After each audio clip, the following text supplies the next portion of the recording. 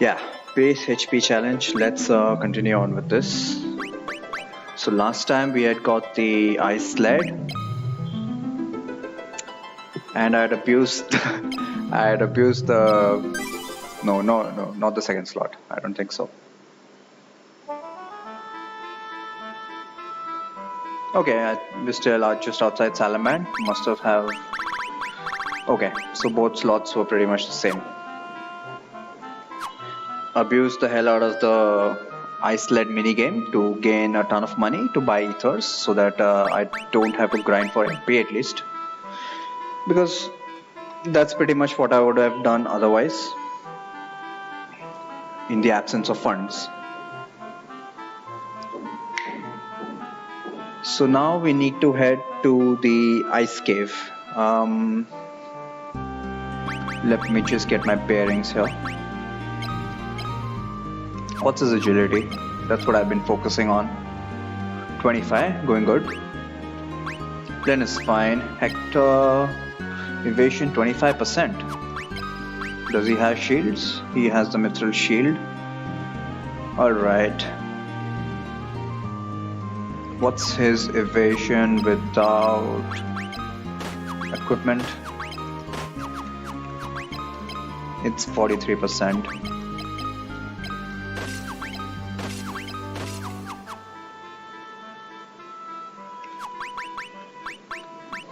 Okay, let's continue on.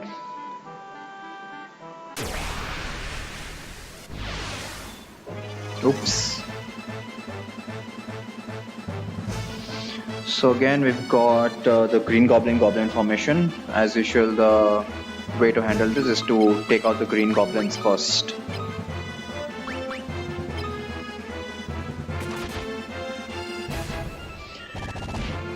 Why do you hit him?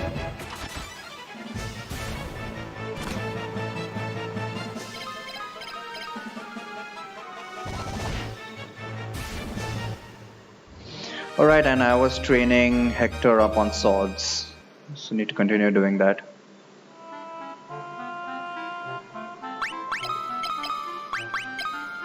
No swords? Again, it's in the item slot. What's his level with swords? It's only 3, so it needs to be up there.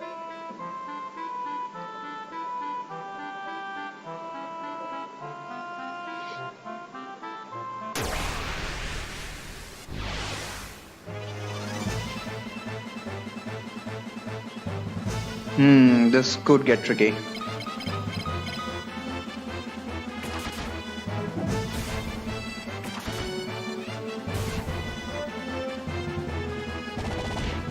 But since this is the world map and I'm just slightly outside Salaman and it's a near save, I'm just going to risk it. Well, I was going to risk it, but turn order seems to be in my favor at this stage. With a evasion of what's his evasion? With armor 25%. That is still on the low side, but it does appear as if he is consistently outspeeding the green goblins, which is what is important, so that they don't get an arrow attack in.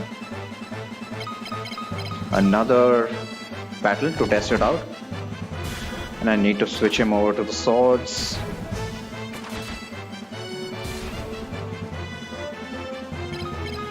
Nope.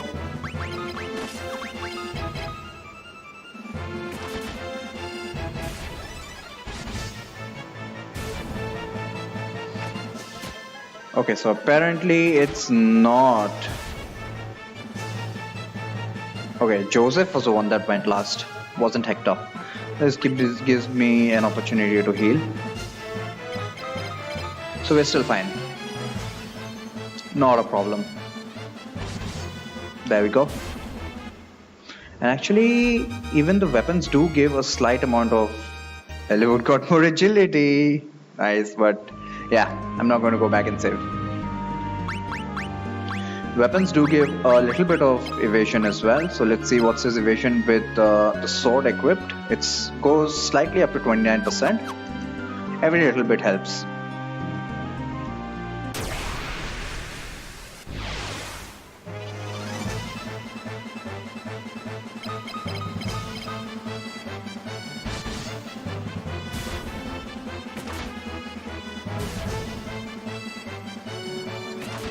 Hey Thorio, how's it going?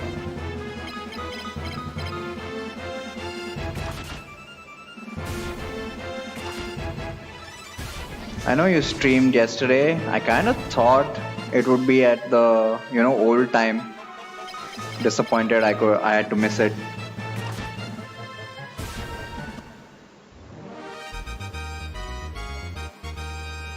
Lynn got strength. Well, I'll get to save right outside the dungeon anyway. Ah, you're on your lunch break. Nice.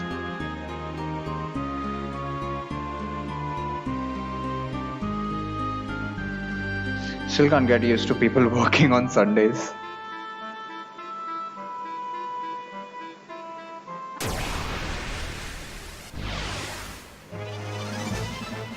These guys are fine. Or are they new enemies? In fact, they are new enemies. Let's see what they got. By the looks of it, they don't have enough strength to pierce my defense, Hector's defense. It wasn't in the cards for me. Ah, that's sad. Well, gotta get used to it, I suppose. Me, that is. How was Wind Waker, by the way? Did it run fine?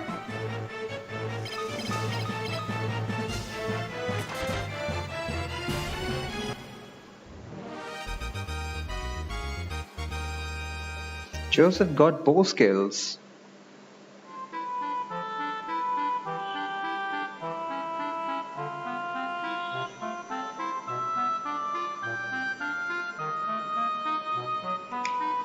I can save and... wait, what? I can finally save that point of agility. No, this is on slot 2. And let's see what horrors the Ice Cave has in store for us. One second, avoid it because my phone was being dumb.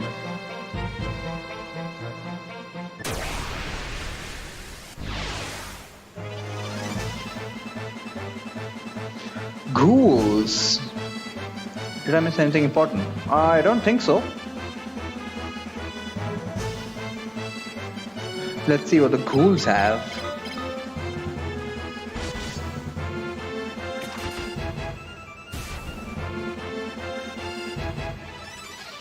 Well, doesn't look like they... oh!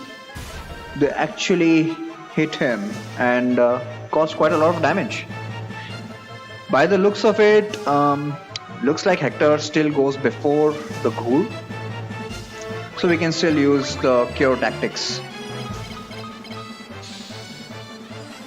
But he does not one-shot them though. This could be tricky.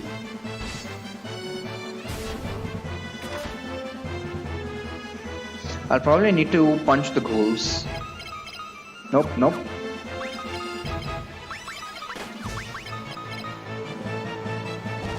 There we go.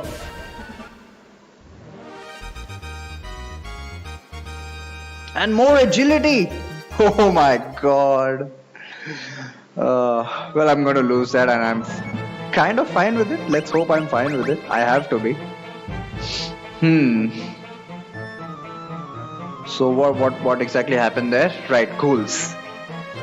Obviously they have good attack. The one hit they landed on Hector cost him 13 points of damage. But still, since it's it's not insignificant, but it's not significant either. So we can just cure it up before the battle ends. So I think that strategy is still pretty effective here. Ghouls apparently not a problem unless multiple of them land hits. I kind of think that was a crit as well. We'll find out. We've got icicles here. Let's see what they've got.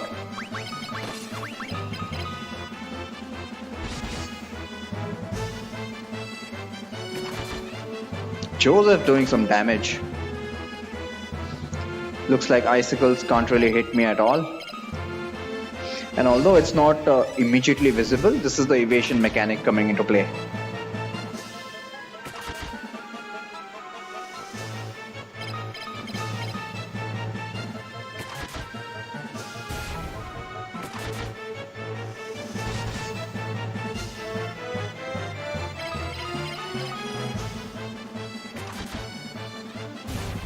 Well done.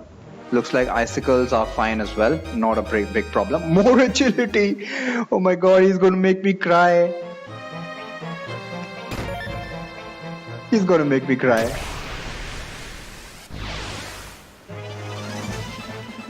Zombie, a ghoul, and a couple floating skulls, which are... That guy landed a hit. It was not a crit, and it was 8 points of damage.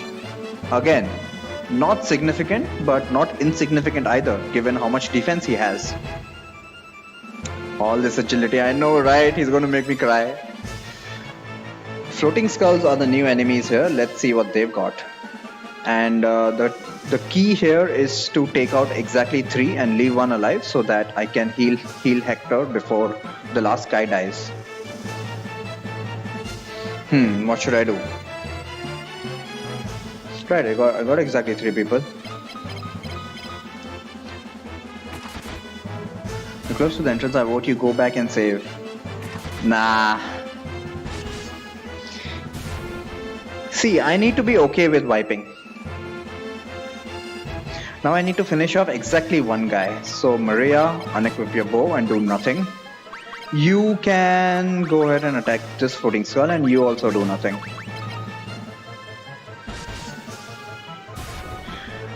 I need to develop my psychological resistance to wiping.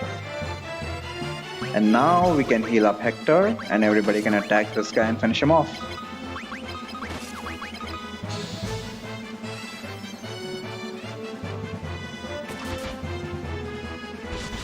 That's part of the challenge, you know. And remember, I'm following a minimalist approach where, yeah, there's going to be no grinding as far as I can help it.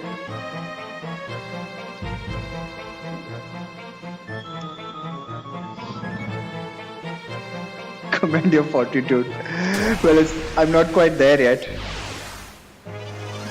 I know when I started, I was like, even though I didn't realize it myself, I was super pissed off. My the first part of this challenge run was, I had 7 wipes in total, I remember that. Yetis haven't proved to be difficult at all.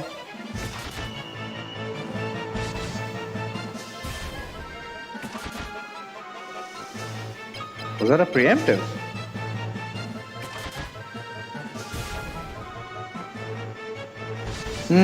That Yeti got his turn before Hector, so it's still marginal, eh?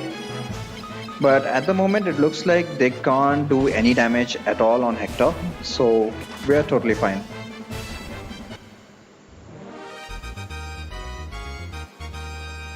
Lyn got more strength! Wow. If this was Fire Emblem, that Lyn would be a beast.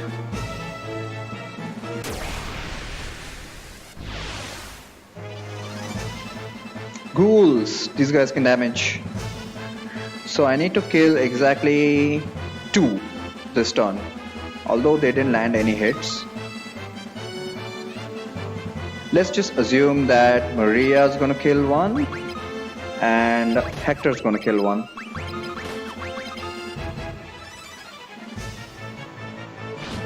Ouch!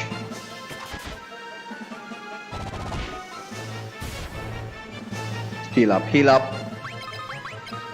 So, yeah, can't really blame them that they didn't kill them, but yeah, let's see. No, hang on. I need to kill exactly 1, so I'm going to assume that Hector's going to kill 1. And he definitely is going to kill 1 with his bare fists. So you guys just hold back.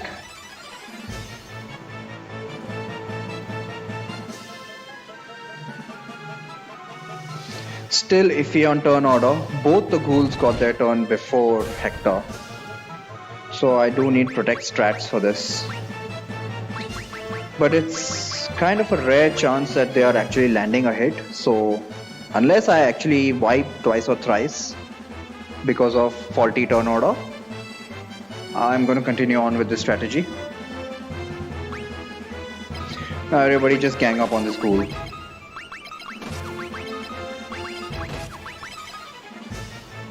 Look at that, he got his turn before all three of them. Fortunately, his evasion played in my favor, Hector's evasion.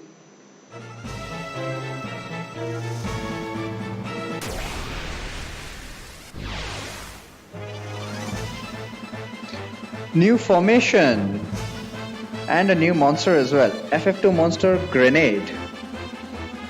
Let's see what he's got.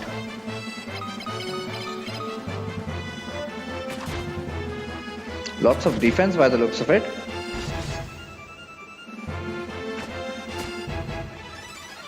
They can use their arrow, not a problem.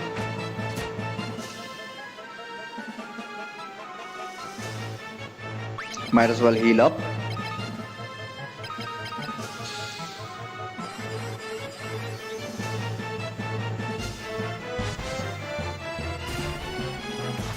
Doesn't look like the grenade is a problem either.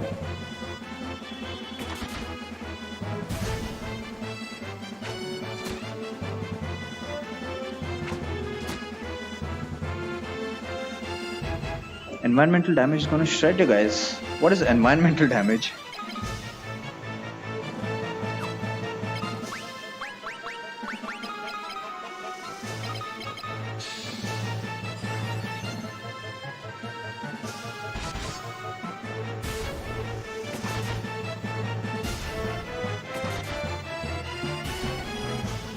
Okay, we're still good on turn order. Oh, hang on. He needs that.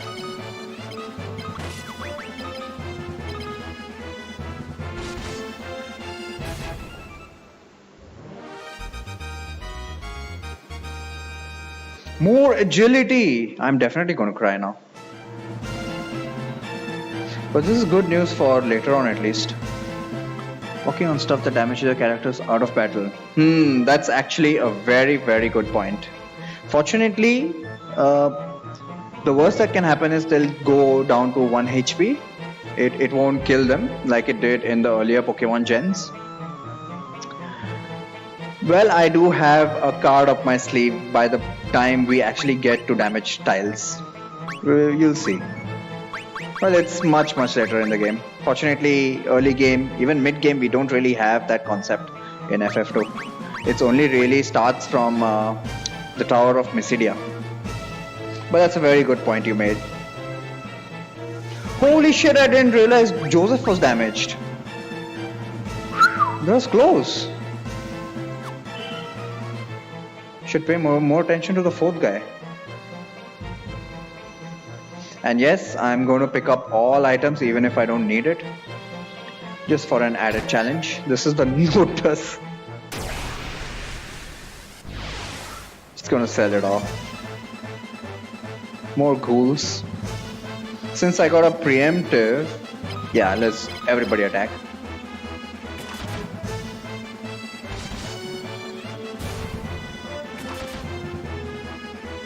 I'm excited to see that ace up your sleeve. Let me think of it and I'll show you. Alright, we got exactly 3 guys. We need 2 guys down. So, does it matter if Joseph gains HP? Yes, that's part of the challenge. Nobody should gain HP. I think Lynn and Joseph combined can take out or not take out 1 ghoul at least. I want exactly 2 down this turn. Hector can guarantee take out 1. Let's see how this works out. Joseph missed, come on. Okay, this still works out. And they're still not able to hit me. This turn I want exactly 1 dead.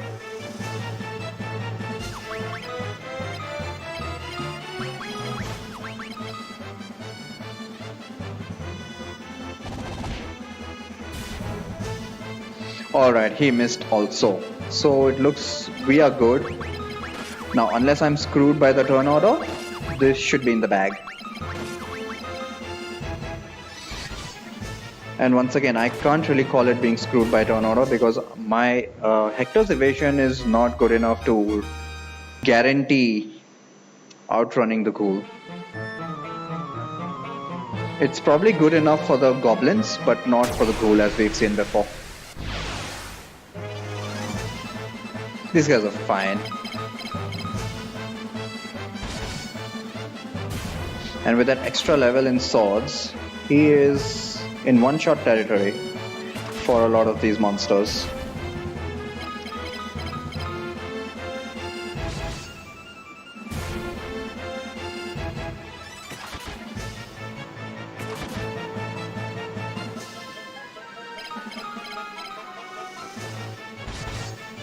Hang on, I needed to update the split. These guys are not able to hit me at all.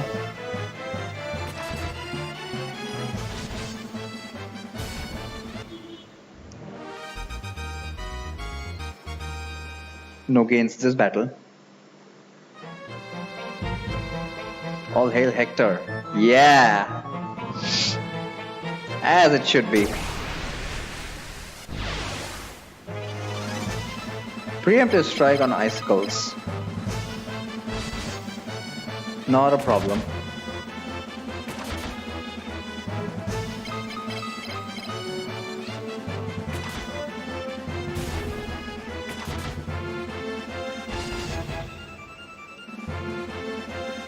Whoa! So that dude actually landed a hit.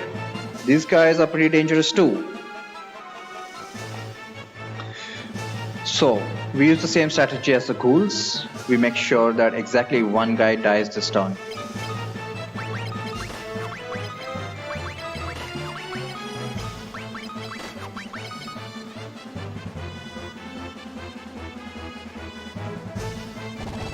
Nice. And it looks like we're going on turn order as well. Now heal up Hector and just go all out on this guy. Looks like icicles have a lot of defense. Even Joseph is only doing 11 damage. How much with the sword? 32. 32 is decent enough. More bow skill always helps.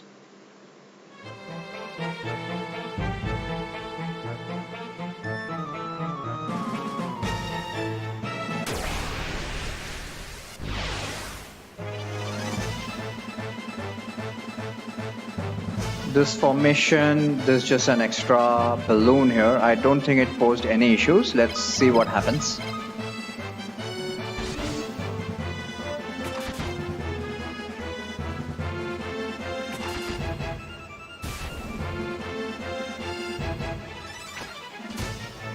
That guy attacked Joseph. 11 damage shouldn't really be a problem.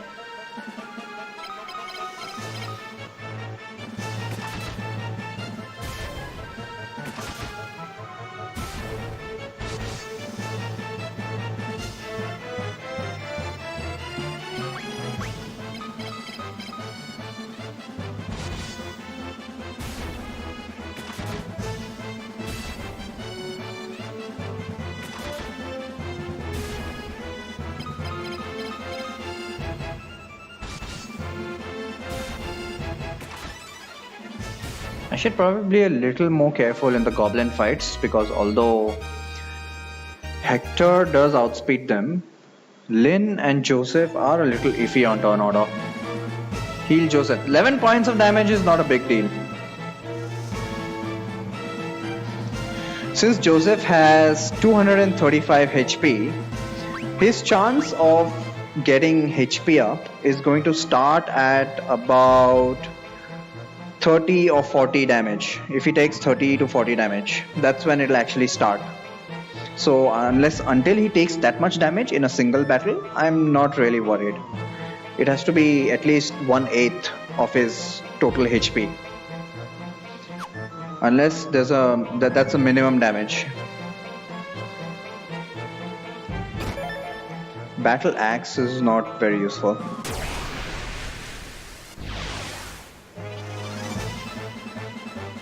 Again, that formation.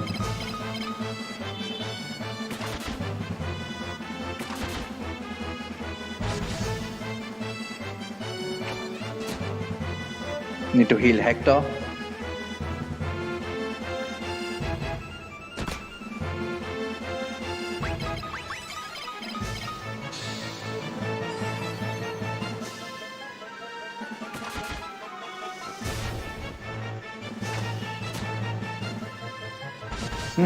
That goblin went before Hector, huh? This time I probably do need to heal Joseph.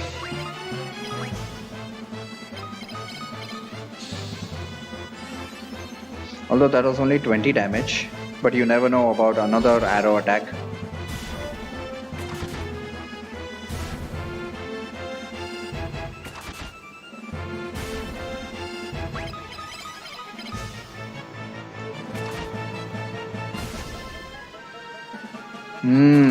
Taking a little bit of a risk here.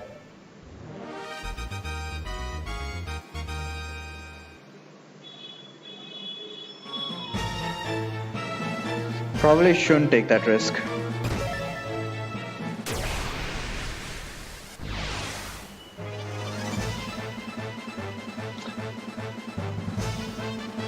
Does MP gain follow the same rules as HP gain? Pretty much.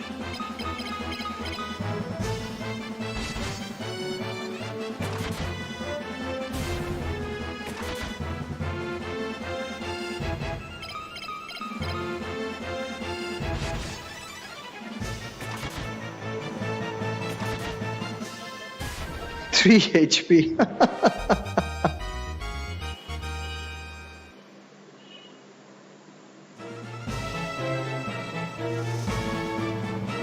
What's this? Mithril Mace and a monster in a box. With a whole bunch of grenades. These haven't proved to be a problem yet.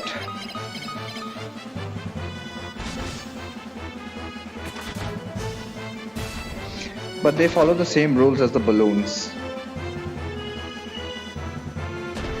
Yikes, 27 damage.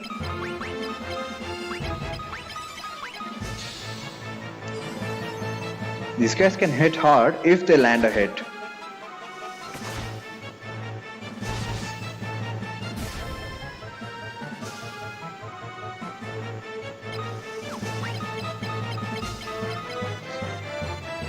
But Hector has so many evasion levels that right now they are finding it very difficult to land hits. 78 damage on a grenade. Wow, Joseph. Yeah, as I said, they follow the same rules as the balloon, so it's imperative that you take them out before they get a turn when they are low on HP. When they're at full HP, they don't blow up.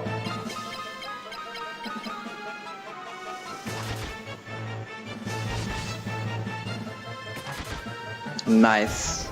Negotiated this battle.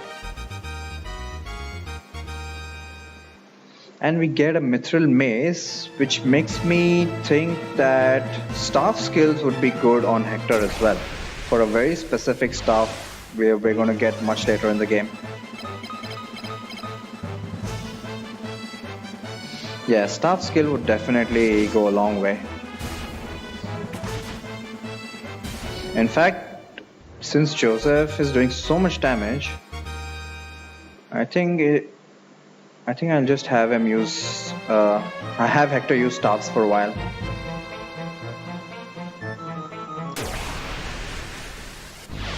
I actually need to remember to equip it on him.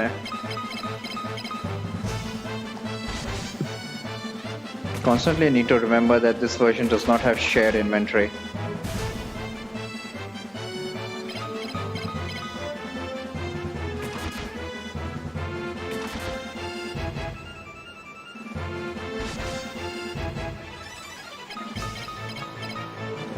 Is Bloodsword worth anything in this challenge? Well, it's not worth a lot, but it does help to progress through battles a lot quicker.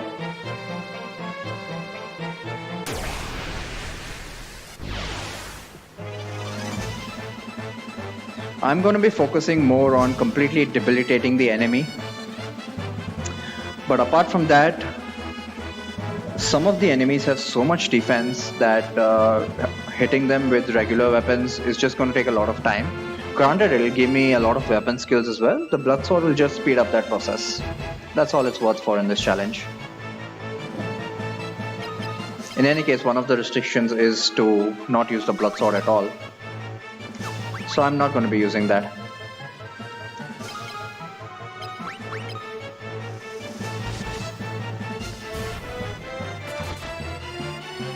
Joseph is able to one-shot a ghoul. Nice.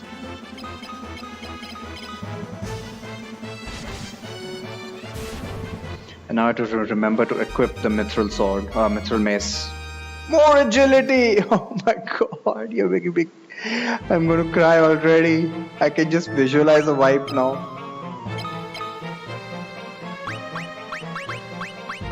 I'll equip it instead of his bronze shield.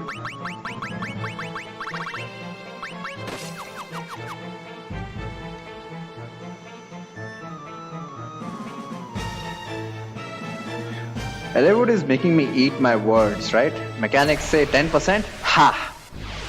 So we have played the Soul of Rebirth thing that the GPA version had. I have not played Soul of Rebirth ever. Part of the reason is it's not part of the original Final Fantasy II game. So, I don't know, just never felt like it. Just didn't feel the same. All this agility, right? But I've been told that the Soul of Rebirth has some very interesting monsters. So I do need to give it a try at some point.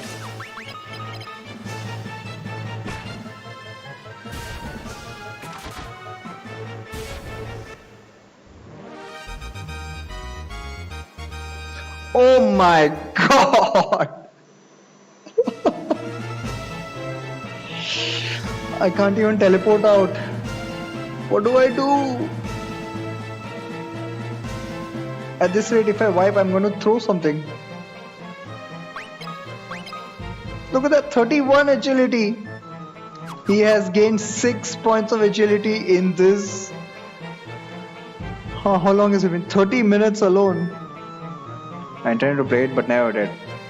It's okay. It's not too special. I don't think so.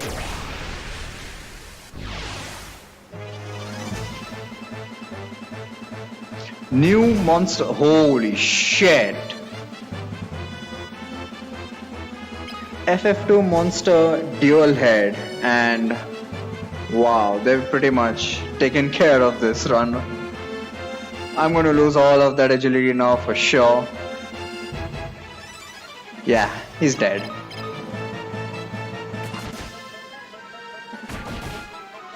Well, what to do about the dual heads now? They hit really hard, and apparently they get 2 hits.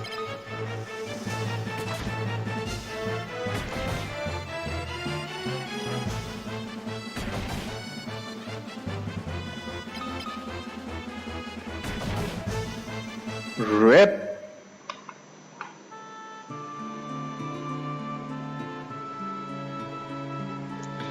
Wow, all of that agility just gone. Poof. Wow. Very nice way to troll me, Eliwood. You dumbass! What bastards. It wasn't even a crit, I don't think. So these guys just outright did 50 damage to me. And that was an ambush as well. There was nothing I could do about it. Told you to counter. I know, dude, I know, but it's part of the training. It's part of the process. I need to be okay with this. It was an ambush. Was there anything I could have done? Fact of the matter is, even if it was not an ambush, those guys still would have done an incredible amount of damage. So how do I tackle them? Well, obviously, if it's an ambush and they get both their hits in, he's dead. Hector is going to die and everybody's going to move to the front row. So that's going to be GG. There's nothing I can do about that. Right now, Eliwood is only at agility, well, whatever it was. At low agility, chance of ambush is, well, there's nothing I can do about it. However, in order to reduce their physical damage, I can use the protect spell. So I think this is the first time when protect is actually coming in handy. Well, Minwoo had it, but after Minwoo. So that's what we're going to do. When we run into dual heads, let's use the protect spell and see what effect, how it enhances our survivability. Right, let's do this again.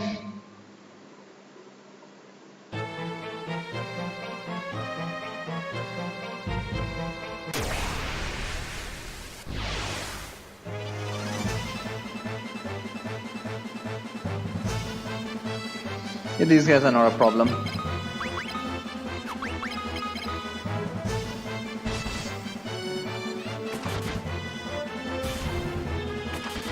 Wow, really, I feel super bad.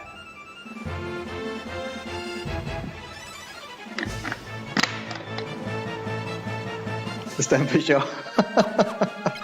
Let's hope so. The ambush was definitely bad, but yeah, I'm kind of surprised I made it that far even.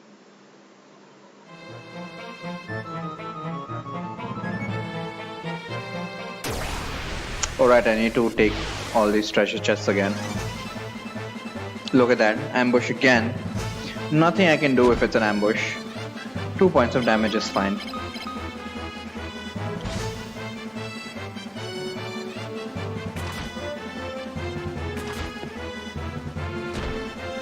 $22, that was a crit though. Definitely need to heal him up.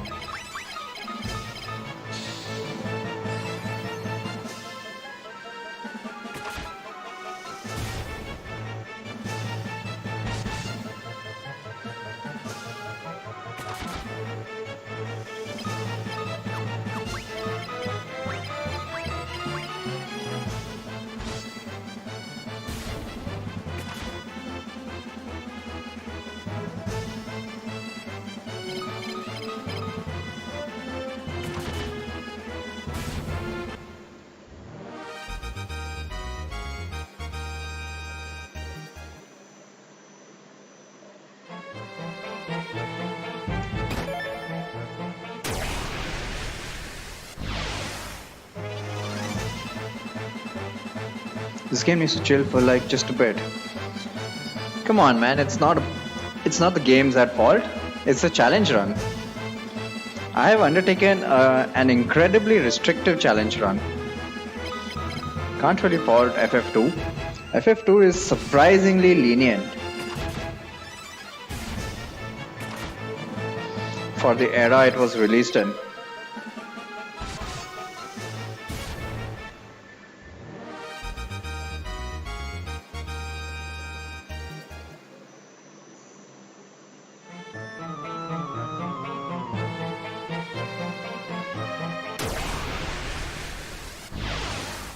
I mean, which other game gives you that such an overpowered character at the beginning of...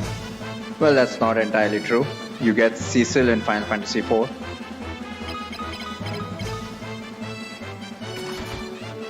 But there are so many things that this game does that just make it easy, even though it doesn't look like it. Of course, the various bugs and glitches do help. But one demonstration is right here, the evasion mechanic. At this point in time, you're not supposed to just evade everything. But that's the way the game is designed. That's the way the mechanics are. You put one guy up front, and this is what, just the second dungeon. You can pretty much dodge everything. For the rest of the game, mind you. Of course, it's not perfect. This is just the second dungeon, but once his evasion hits 99, well, there will be another strategy discussion, of course, where I'll go into those details. But yeah, that's what's going to happen. Is it possible to eliminate the possibility of ambushes entirely? That is exactly what I am working towards. The problem is the agility mechanic. Well, ambush completely depends on agility, specifically Eliwood's agility. So when Eliwood's agility gets to max, that is when ambushes will be eliminated entirely, and I'll be getting a ton of preemptives as well. You can't guarantee a preemptive, but you can guarantee no ambush. For that, his agility needs to be 99, and as I've discussed previously, in order to get agility to 99, you just need to wade through a hell lot of battles with high evasion, which is why I have Eliwood with double shields. He already has 99% evasion at this point, and the more battles he participates in, the more chances he'll get more and more agility, and at some point in time he'll get 99 agility. Of course, some pieces of equipment do help to increase agility as well, which I'm going to be making full use of, but that'll come later in the game. At this point he has only 30 agility, 26. So it's still, ambushes are pretty unpredictable. Nothing I can do about that at this stage. And I'm not going to grind for hours and hours to get his agility up to 99 even before the second dungeon.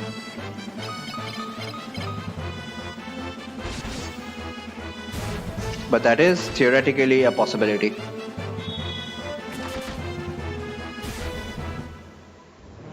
You can get up to 99 agility immediately. As in, even right outside the starting town. It's a matter of quantity over quality, provided you have good evasion at the end of each battle.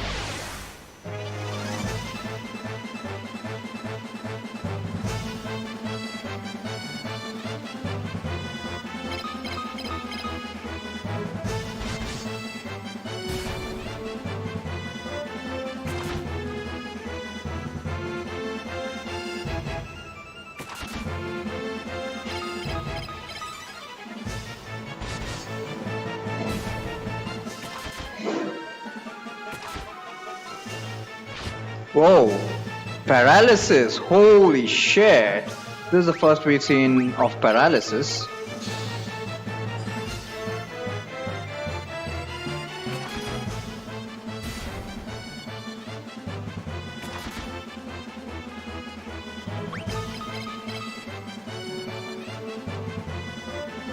There's a mechanic associated with paralysis that, well, it wasn't visible here.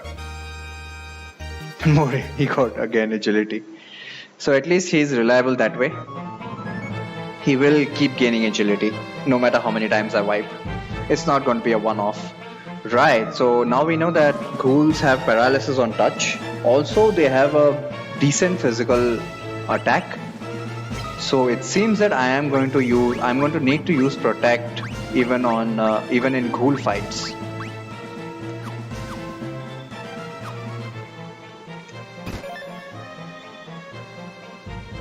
The thing about paralysis is that it makes you completely vulnerable to it. It just takes away any evasion that you might have. I confess to being worried about endgame enemies' big magic attacks. Not just endgame. Even mid-game, you'll start seeing the difficulties really spike up. This dungeon is still pretty benign. Not a problem at all. Let's hope that reduces some damage. Protect level 1 is kind of iffy. But right now, in most of the ghoul fights, Hector has been coasting through with his evasion itself. It's only the rare fight where they actually land a hit on him. But yeah, the thing about paralysis is that it completely negates your evasion. So a paralyzed character, he will take all hits from enemies, which is obviously a very bad thing.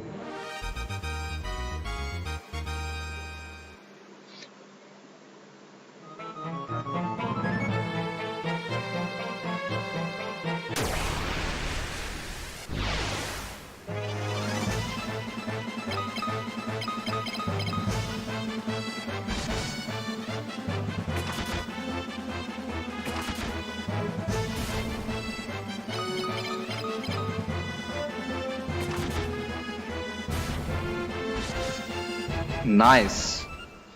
Didn't even give them a chance to get a turn.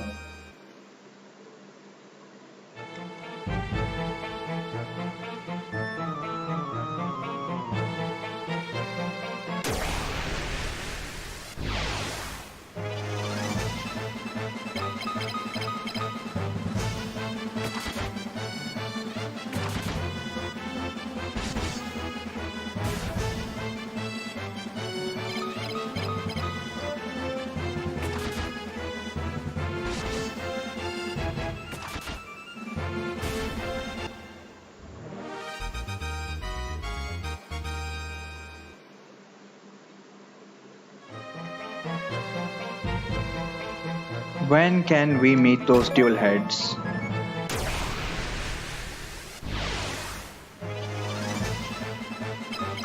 The thing is, by end game, I'll actually be very well equipped to deal with any of the monsters. It's the mid game where the game doesn't really give you all the spells you need in order to effectively deal with the magical enemies. So I'm kind of going to have to do a sequence break, but we'll get to that when it actually comes to it. Right now, the only weapon we have against magical enemies, and just to remind you, enemies like the soldier and green goblin, who have the bow attack, the bow attack is also magical. So the only weapon we had against it, dual head should be soon be afraid. Yes. The only weapon right now we have against the magical enemies is to silence them. Fortunately, in terms of the green goblin, we are consistently faster than the green goblin, so Hector is able to kill them before they get their bow attack. And in terms of the soldier, yes, I am using silence against the soldier. Silence 2, last time it was pretty well proved that silence 2 is not good enough to completely silence them. So I'll need to grind this up, but for now, let's see what happens. I don't think there is I know there is no soldier in this dungeon, but we'll see what happens. Strategy to deal with the dual heads is to cast Protect ASAP. Again, I repeat, I cannot do anything about an ambush.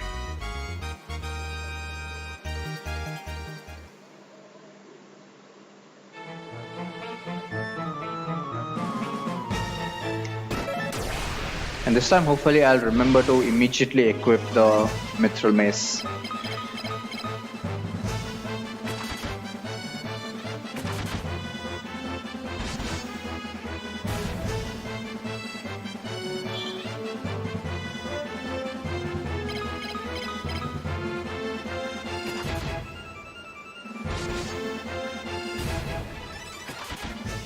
Oh, we hit the back one. So that's the first one I'll target now. Who cares about Eliwood? Nice! Okay, 0 damage is still fine. The bomb type enemies, their AI is set to explode only when they lose some health, not when they're at full health.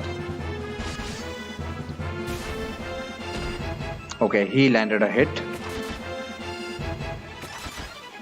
Why did you guys attack separate bombs? I mean grenades. Okay, I can be screwed here.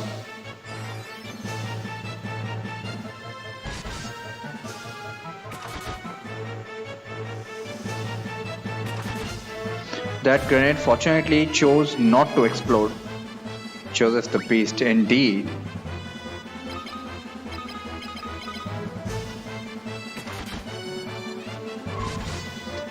He has such high attack. Even with a shitty bow, he is able to do this much damage. Imagine what he could do with his fists. Which is what he's supposed to do.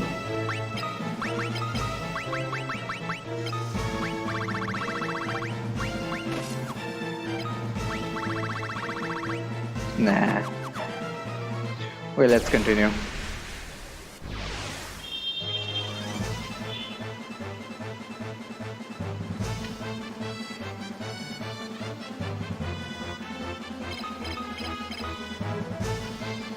Oh, this is a good opportunity to use the Mithril Mace.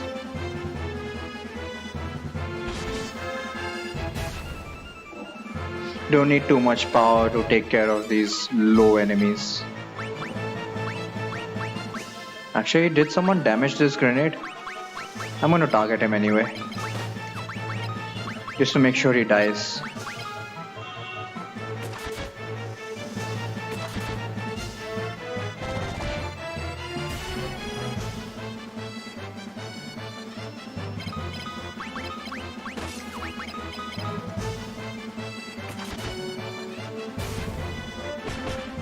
Good damage, even at level 1.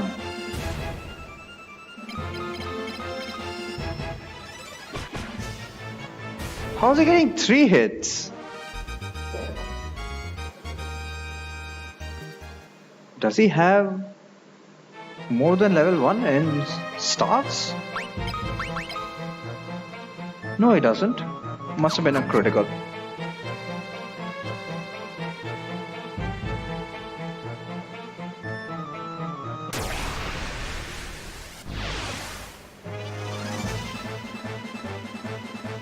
Nope. And now that Joseph has an extra level in bows, I'm just going to have him finish things off. While Hector trains himself in staffs. Oh, these guys are doing some damage.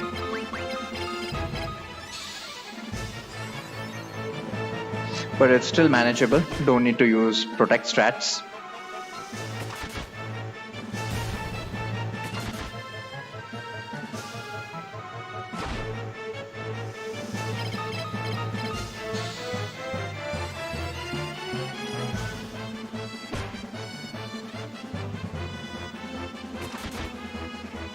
Wow, Lyn, 40.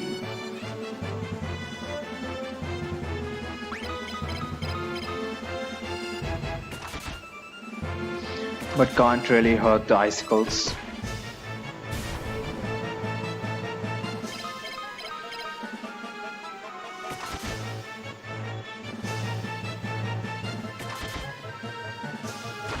Holy shit. That is a crit though. Again, I can't really do anything about a crit. Uh-oh, we're in dangerous territory here. And that's gonna be GG. Yep, that's... oh crap. I'll be back on my break if still going. Hey, thanks for hanging out, dude. Well, again, that is a crit, so I'm not too sad about that. There's nothing I could have done about it.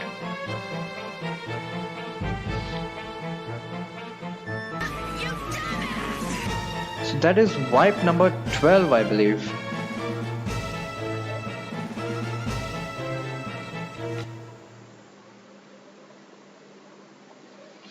Wow, the ice cave is taking a lot longer than I thought it would. But at least it's justifiably a challenge.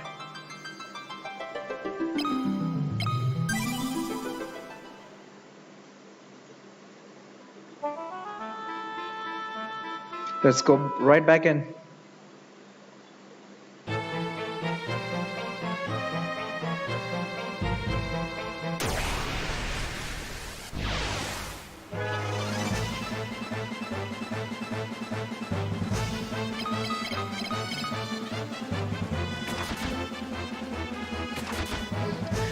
In fact, one way I could have avoided that is to make sure that there's exactly one guy left on screen before ending the battle, and have Hector end the battle. Have Hector kill that guy. That's one way I can kind of safeguard against situations like that. Yeah, that's a good strategy.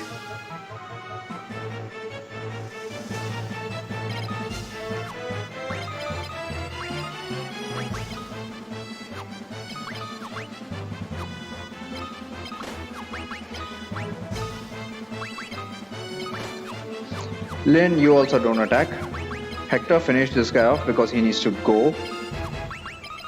Otherwise he'll explode. And there we go. We got screwed by the turn order. But at least he died, so it's not a big deal. As long as it doesn't gain HP. Can I do anything about this situation? Well, in so many battles with grenades, this is the first time this has happened, so I'm going to chance it.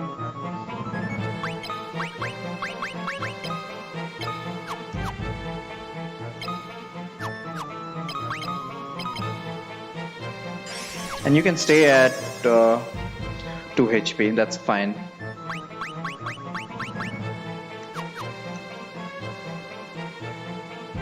So that's what bombs can do.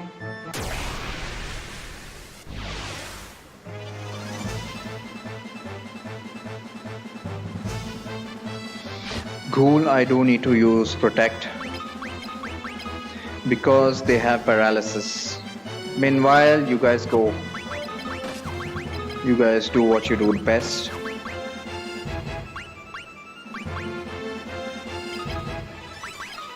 In fact, Joseph, you don't attack. I want exactly one ghoul dead. Well, he's dead. Lynn, very low chance that she'll finish someone off, but it's still. Now we can heal up Hector. And you guys can finish this guy off. No, you use a longsword.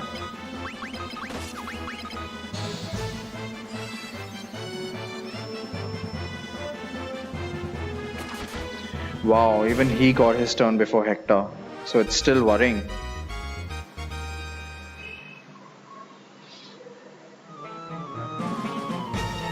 But I did use Protect. So there's a hope that even if he did hit me, it would have been for minimal damage.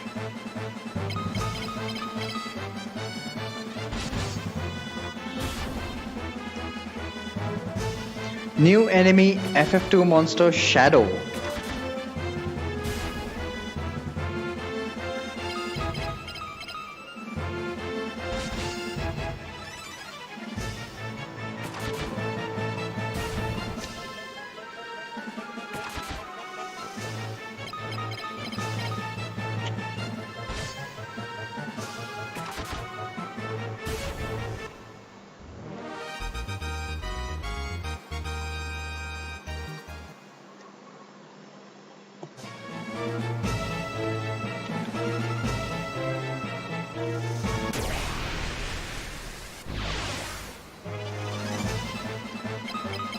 These guys are fine.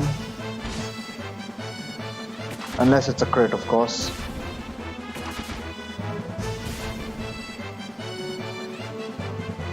I want exactly one guy to be left. So once again, Lynn, don't do anything. You can punch this guy. Me also don't do anything. Just to safeguard against that small chance of crit.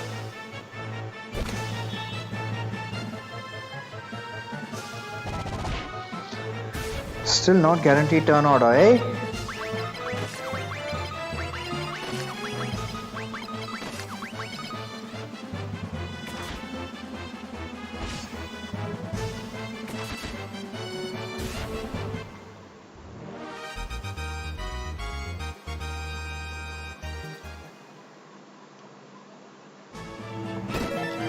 How many times has Hector got that same sword level up?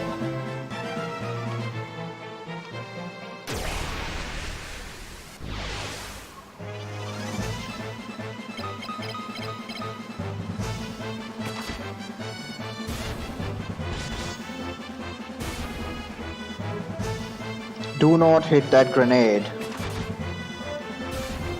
Now everybody hit that grenade. He blew up on me last time. The bastard.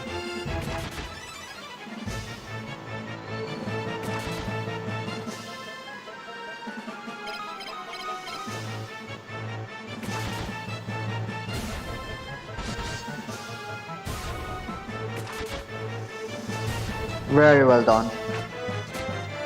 That's fine. I should be able to outrun this guy. Even Joseph.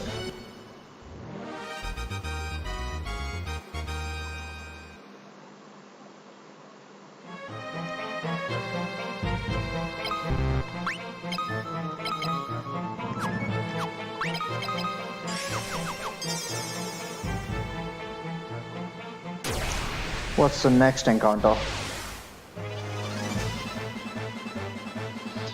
Okay, again. Oh wait, shit, what did I do? I needed exactly one guy down. Alright, worked out. But I need to be a lot more careful. After all, I wiped twice here already.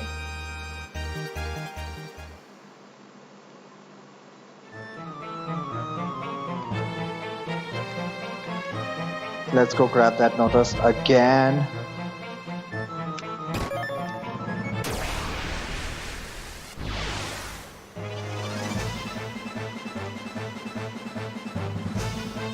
I don't think they're going to kill everyone, so let's just go ahead and attack.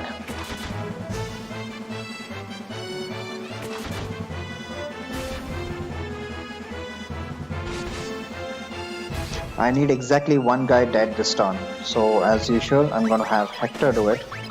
He's the most reliable with his fists.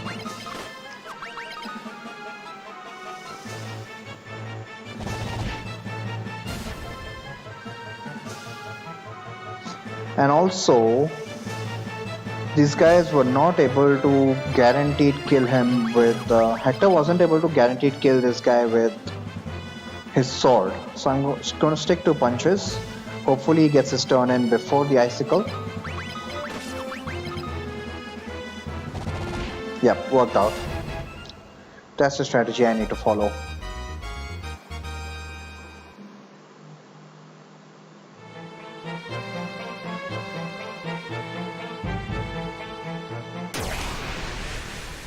So many nuances that I hadn't thought of before. Preemptive strike on these guys. Just kill them. Nice. Not quite. Sword should be fine on this guy. 45 HP only.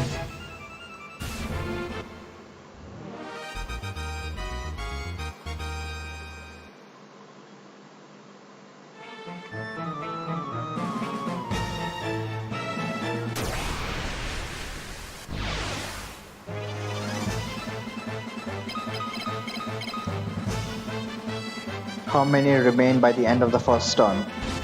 That will dictate the strategy for the second turn. Don't spread your damage. You kill this guy. I think Hector can kill this guy. And you don't do anything. So that exactly one guy still remains at the start of next turn. Nice. And now Hector should be able to kill him with the sword.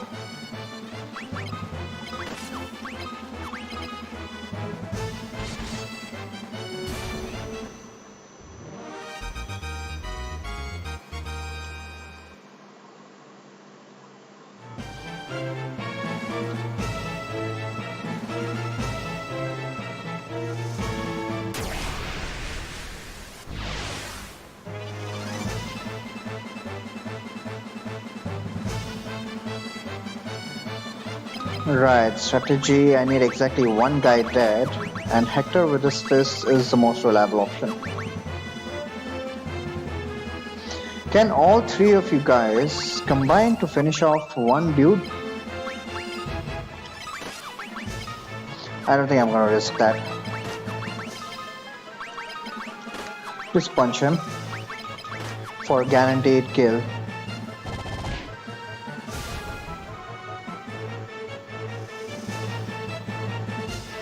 Okay, so he didn't get anything in. Again, punch him for the guaranteed kill, and you guys equip your bows so that you get some skill for it.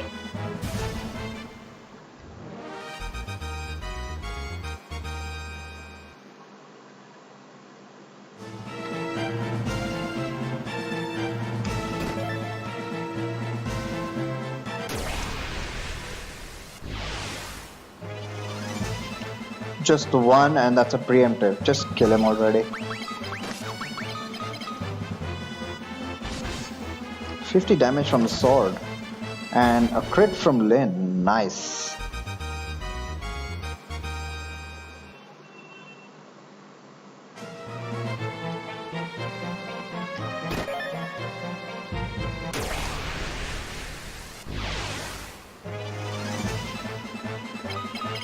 Nope. When faced with two icicles, we know exactly what to do.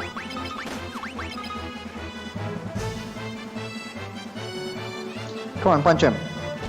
Yeah. Re-equip your bows.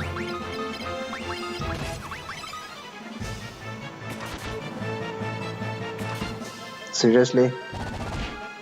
Well, as long as he got his turn before the enemy, that's all that matters.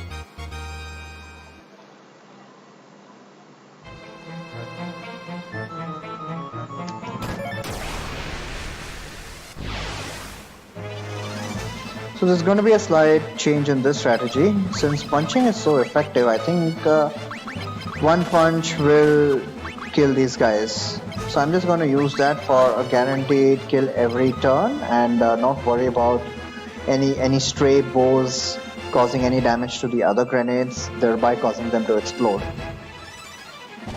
So this is going to be a Hector solo, this fight.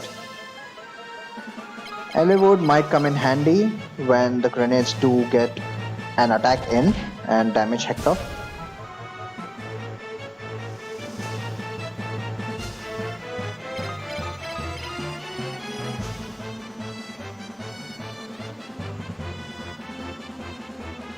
Still a bit iffy on turn order though.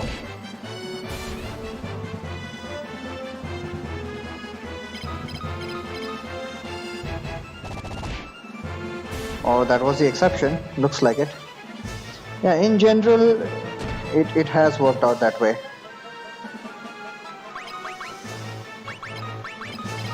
Hector almost always gets his turn in before the grenades.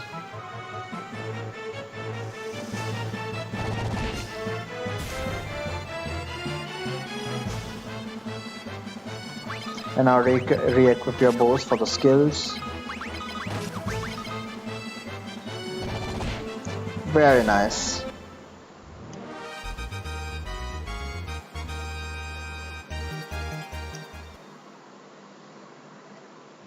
Let me equip the Mithril Mace in his item slot immediately.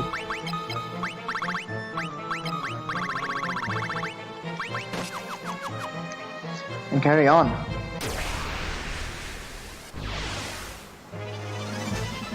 What do we have here? Not a problem.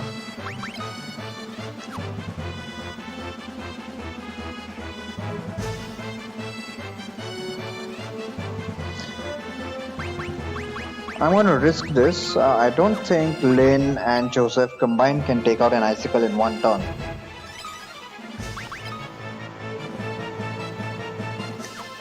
So I'm going to punch this guy and just slightly damage. Do I even need to take that risk? I do not. Why would I want to take that risk?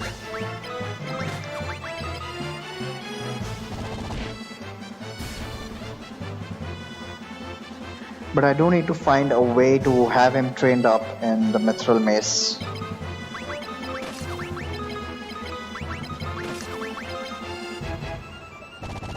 There we go.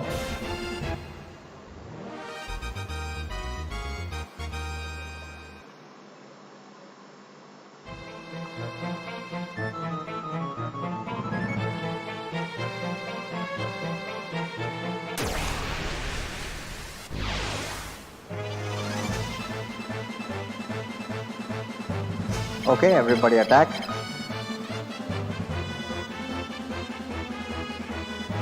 And let's see how many are left at the end of the turn.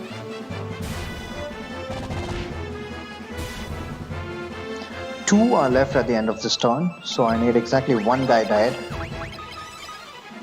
Preferably the ghoul.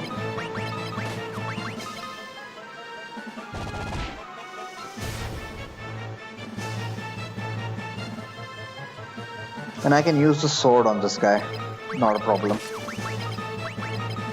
Can I use the mace? I think that will work too. Let's risk this. That was a crit though, so not representative.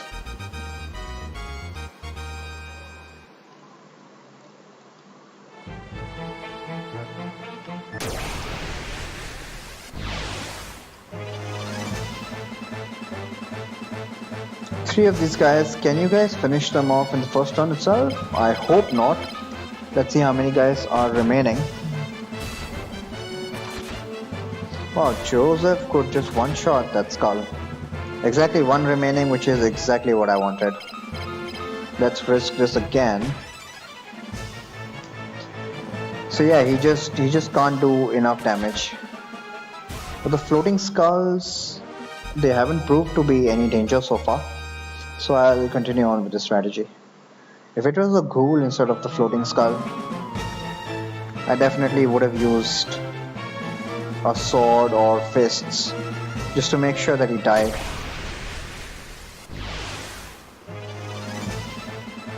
Grenades.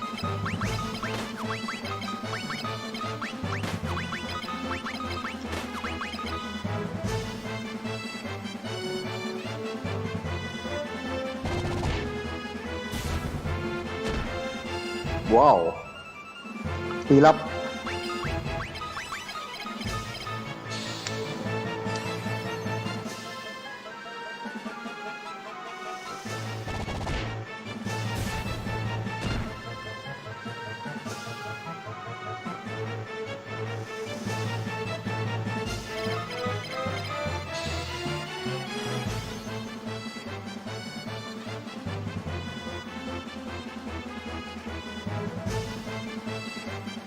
Two of these grenades got their turn before Hector. That is quite worrying. What about this time?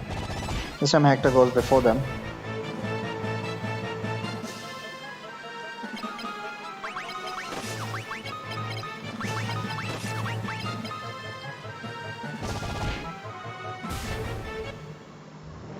Yeah, but this is the second time that we've seen that a grenade took his turn before Hector. Slightly worrying.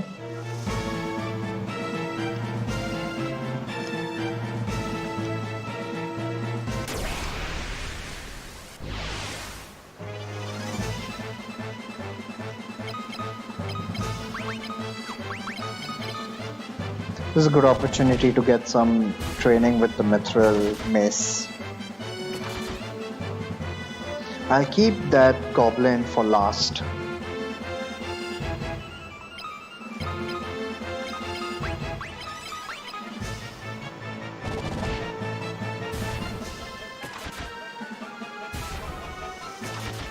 Hopefully he won't run away.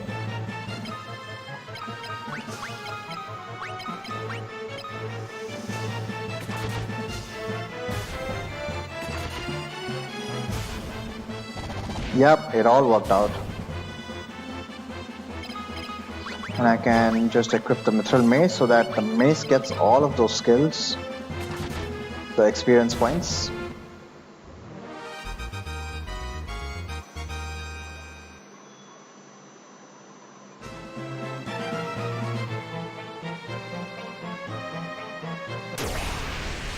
Wasn't this where I encountered the dual heads?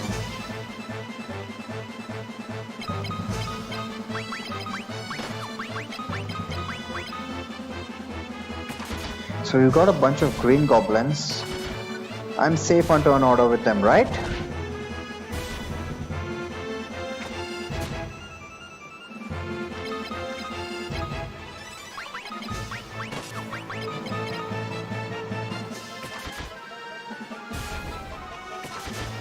Looks that way.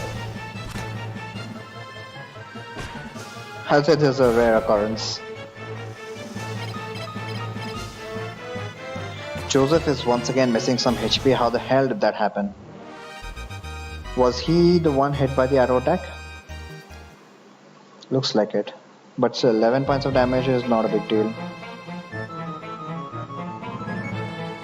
Happens every damn time.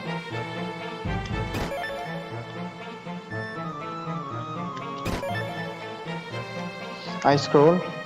I'm going to immediately teach it to Eliwood for aforementioned reasons. You always want the elemental spells, just for the sake of sanity. I know with the minimalist approach I'm following, ice is not yet proved to be absolutely essential, But there's a very good possibility that I might run into an enemy which I will not be able to damage and which will not be able to damage me back. So I don't want to be in that impasse. And that's how I justify learning the ice spell. Not leveling it up, mind you.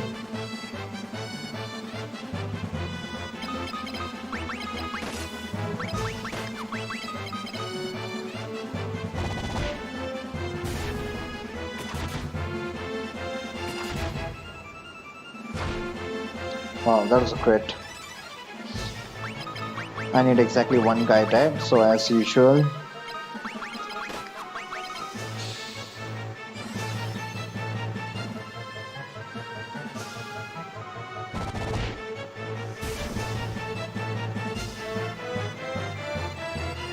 And this should be in the bag.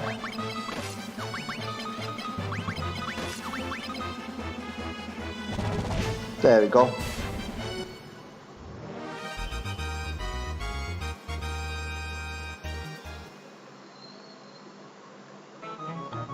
Not even going to comment on those agility increases. Who knows what's around the corner?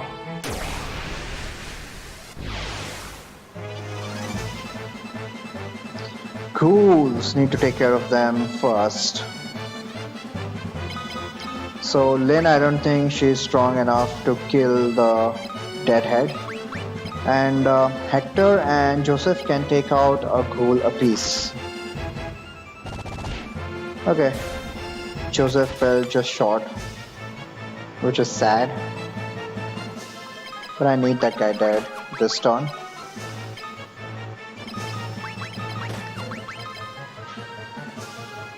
And only that guy dead. Yikes, he got a crit. So good thing.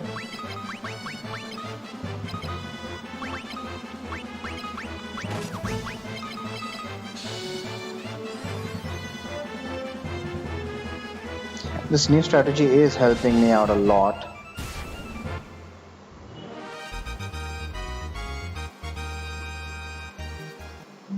Forgot to equip her bow, but that's not a big deal.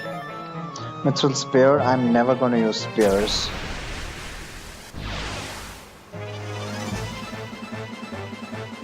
A ghoul with a zombie. So Joseph may or may not kill one ghoul by himself. Let's hope he does though.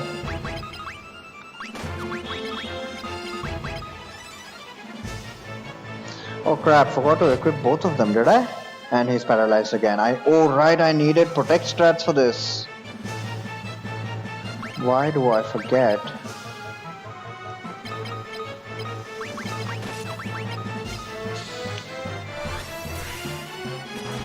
Looks like protect also is an auto hit.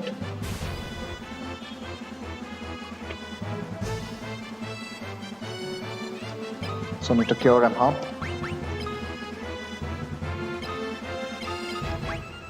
I think Joseph failed to kill him again, didn't he? So it looks like Joseph is consistently failing to kill one shot a ghoul, so need Maria as well, Lynn.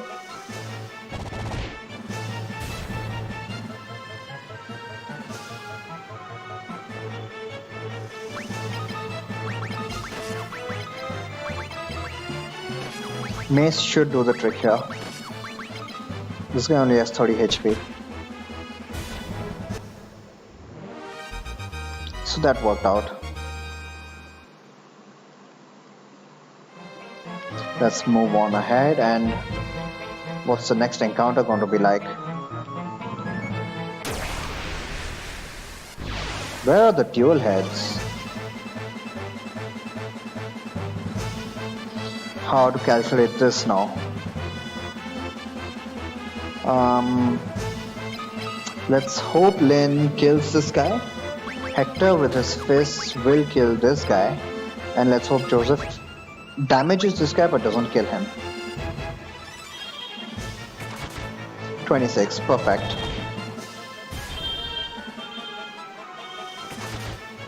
And you did not kill that guy. Wow.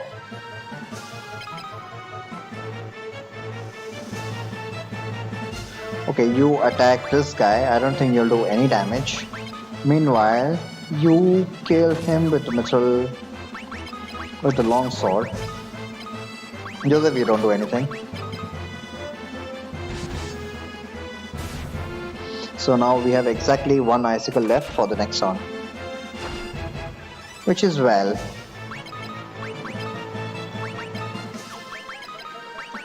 Punch him.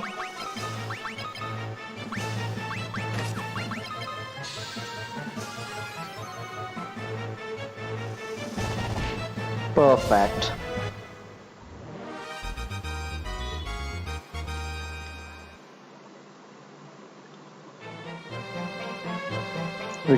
Right. I was just trying to imagine which direction I was going in. Mithril shield, well, he already has one. If I hadn't got that as a drop, anyway, I would have bought one anyway. Yeah, not a big deal. This mithril shield doesn't make a difference. Cools. Everybody attack.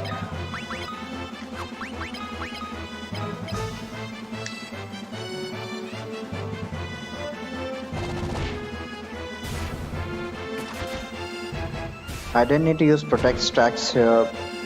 Okay, these guys are strong as well, eh? But I'm getting good turn order on them, so it's not a big deal. I need exactly one floating skull dead, so nobody but Hector attack.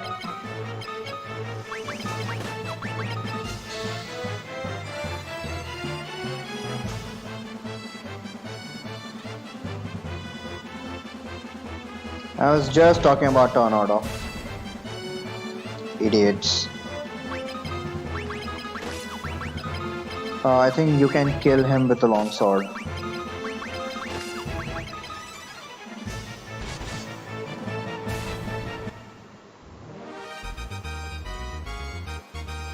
It's a very delicate balance between training him up on weaker weapons and punching for massive amounts of damage. At some point in time, I am going to need those sword and staff levels. Since I've got only 2 ghouls, I need exactly one guy dead this turn and protect strats, so nobody attack. I think he can finish off a ghoul even with the sword.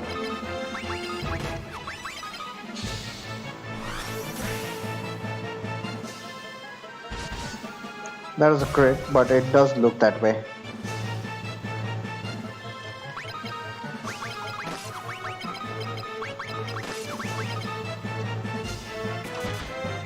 Nice, Joseph.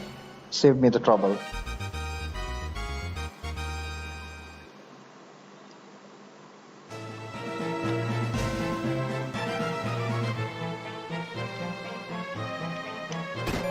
Monsters! And we got some more ghouls and shadows. So let's take care of the ghouls first, and then deal with the shadows.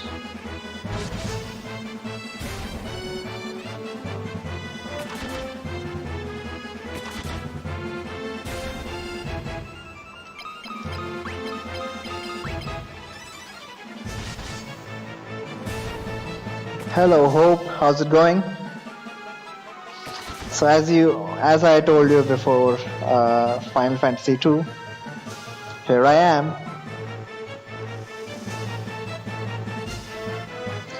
Right, so this turn I need exactly one shadow dead. Obviously Hector's gonna take care of it.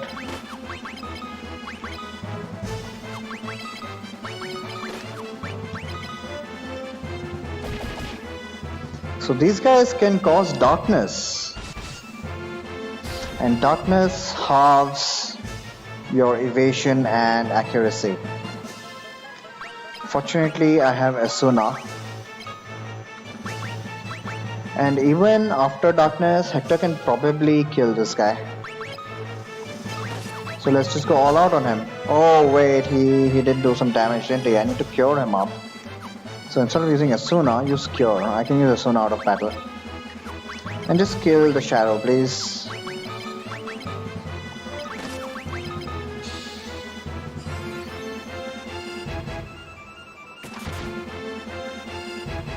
Whoa, he almost got his turn in. That would have been bad.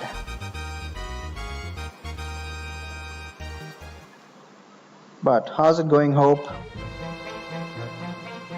That's the ancient sword.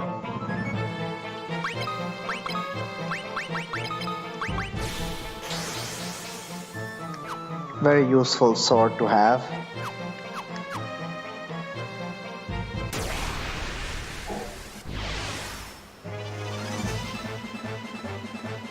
Oh, couple of ghouls again. Protect strats, and yeah, I need to take care of one. Need to take care of them one by one.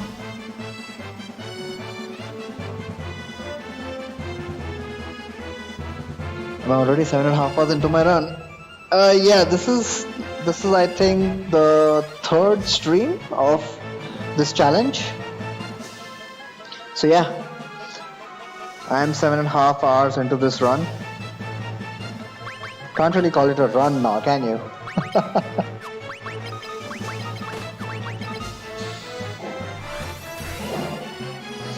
Okay, protect did miss, so it's not a auto hit.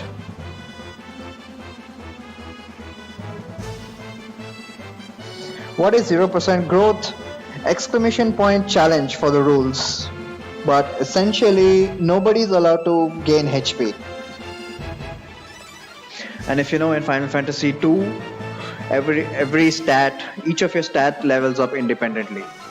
So the restriction for this run is you have a double E in that challenge.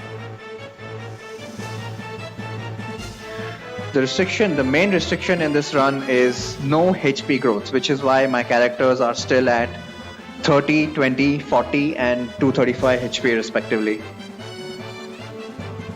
The fourth character, obviously there's nothing I can do about.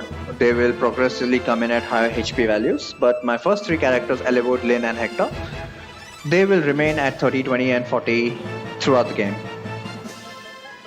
Of course, I'm allowed to level up pretty much everything else. So protect level 1 is not good enough, even just to land. Definitely need protect level 2. And is he hurt? No, he's not. So let's just finish this guy off.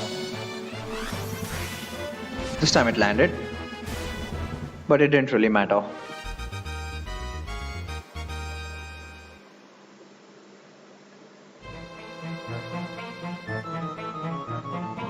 So in terms of the name, 0% growths, well, it's not really 0% growths, but it just sounds cool.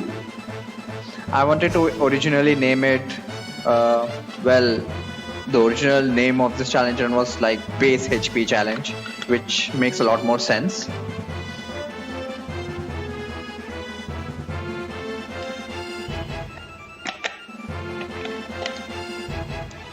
But this challenge run is inspired by the various 0% growths, Fire Emblem runs that I've been watching recently.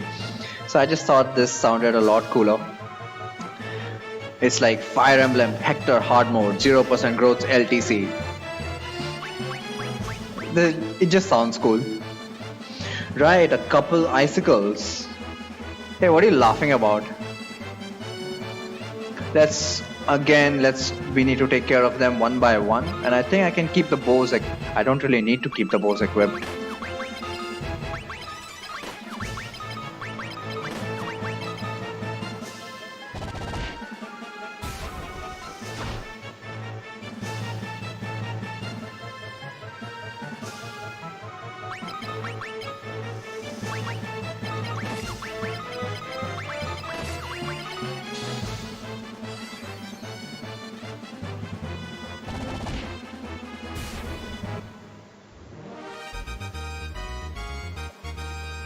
More agility. How's his agility looking now?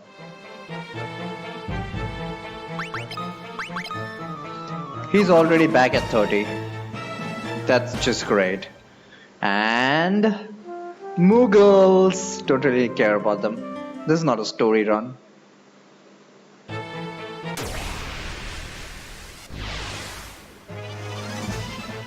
What do we have now? More icicles. Just great.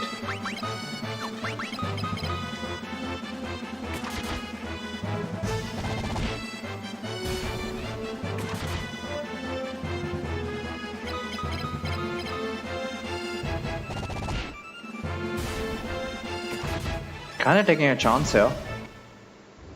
Joseph is actually able to deal quite a bit of damage on those icicles.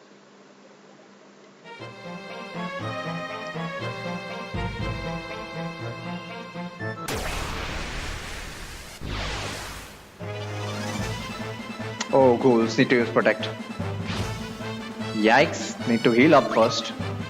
And he's out of MP. Holy shit, I just totally... This might just be my undoing here. I'm screwed. How did I not keep track of it? Crap. I don't have any for cure.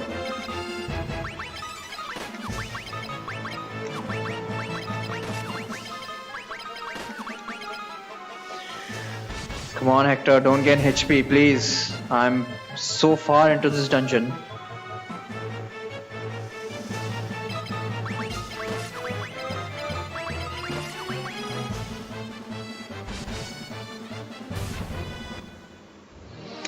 This is a point of truth. Thank God. Wow. He did not gain any HP. I'm going to keep him at 32 HP. Hollywood, don't scare me like that. Here, have an ether. And while you're at it, also have a couple ethers in your item slot, just in case I need them.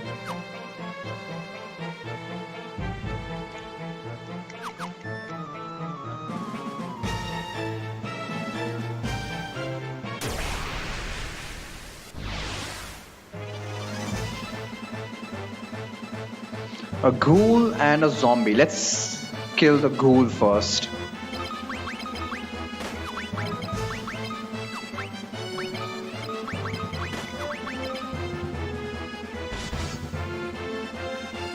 Wow, you didn't kill him? Seriously?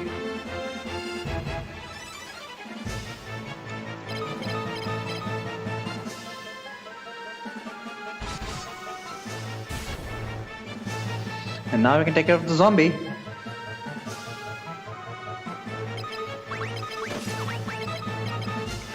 I think a mithril mace is good enough.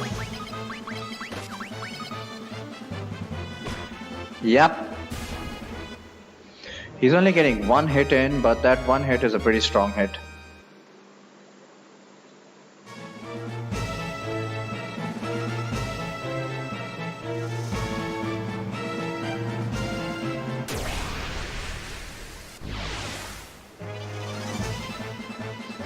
Bunch of icicles here.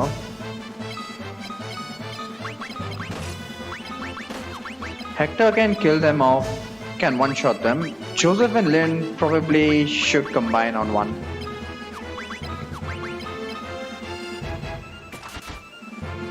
Even Lynn can sometimes do some damage.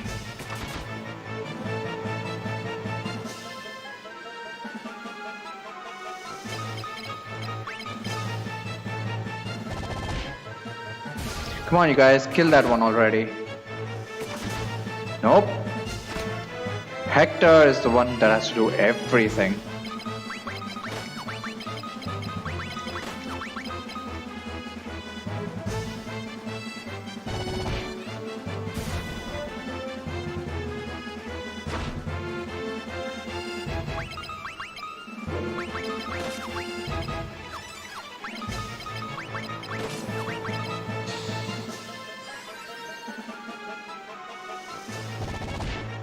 Nice.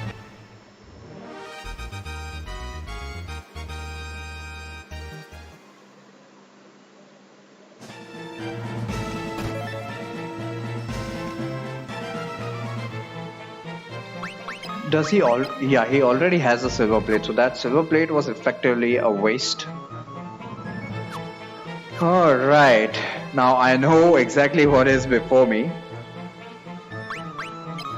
Although it's a new monster, I'm gonna still be prepared.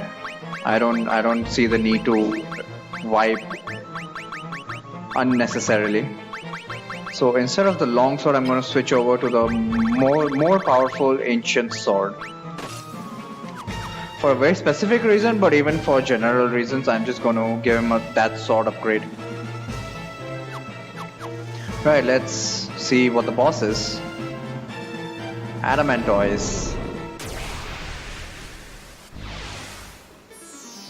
Let's find out what he's got. New monster, FF2 monster, Adamantoise. Let's use the ancient sword.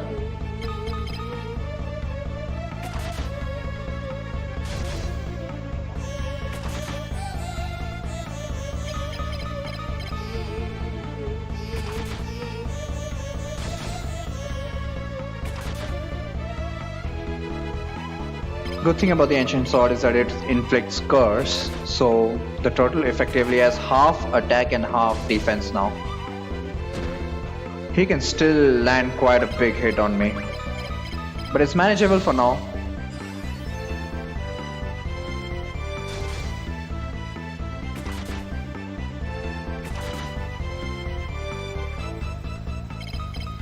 Yikes, don't need to cure now.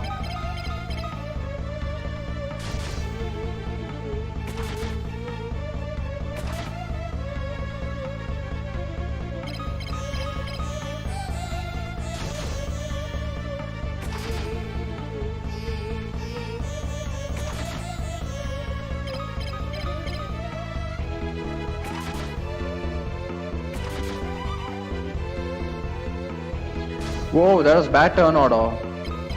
Could have completely screwed me up.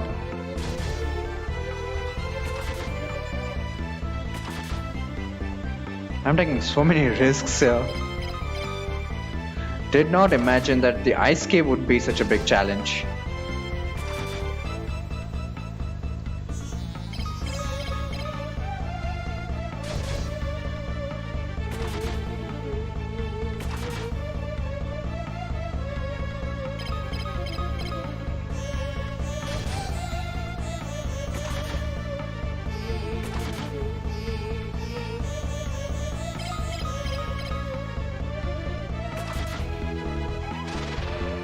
And that's GG.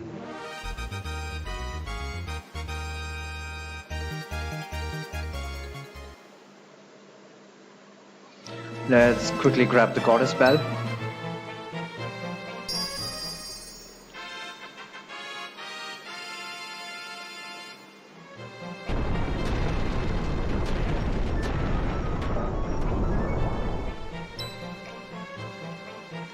Wow, you got 1,000 points from... You got 1,000 points from a standard booster? That's so nice. Why is your attack so weak? Well, it's the Adamantoise. He has incredible amount of defense.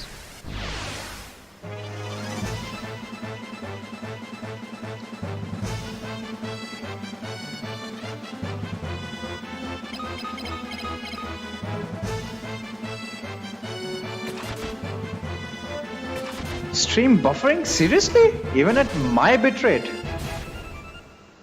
I'm quite surprised. Or maybe I'm dropping frames. Doesn't really say any frames dropped.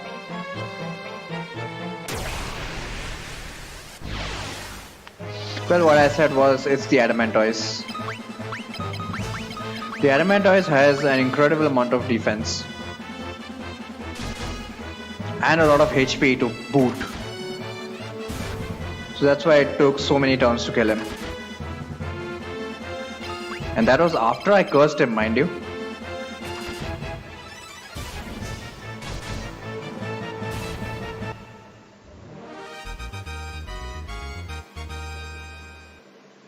It's your internet. Quite surprised though. Quite surprised.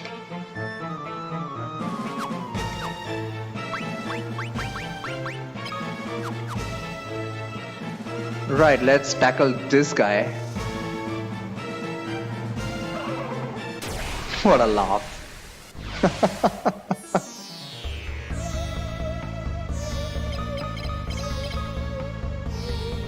New enemy, FF2 monster, Borgen.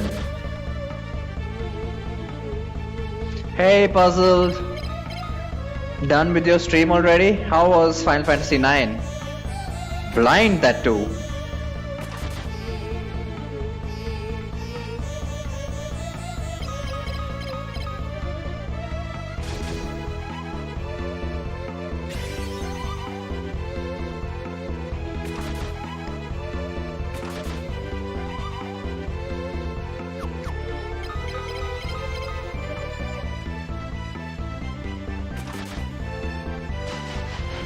5 hours into the stream, eh? Nice.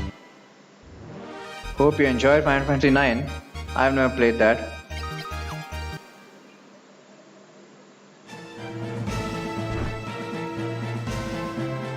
Oh god damn it, I forgot to unequip Joseph's bow.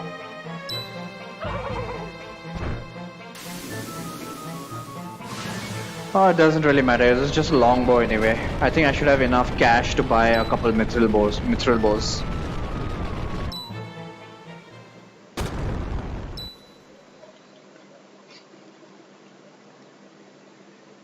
My dear Nelly.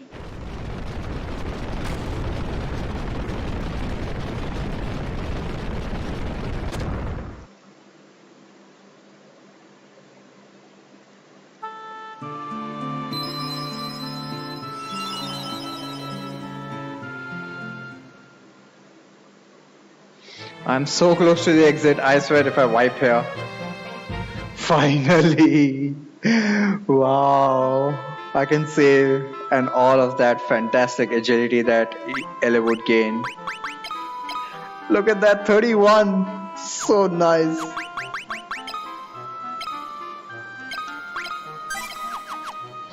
Well, let's carry on. Now we're back in familiar land, of course. So the ice cave is done with 2 wipes. Could have avoided them, but it took 2 wipes to come up with a better strategy. Always leave one enemy for the final turn. And after that, only turn order can really screw you.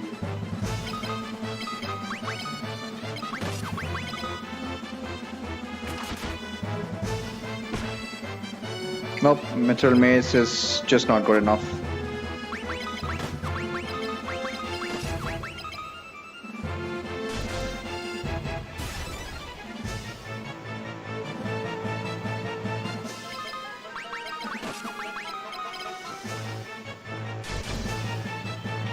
Nice.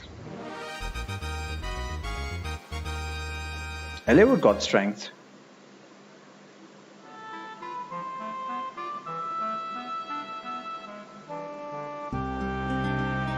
I have half a mind to abuse the minigame again, but I think I have enough cash. Shouldn't really need to. It's kind of tedious. These guys again, I'm so happy to see go. Oh wait, I can train up my staff level here.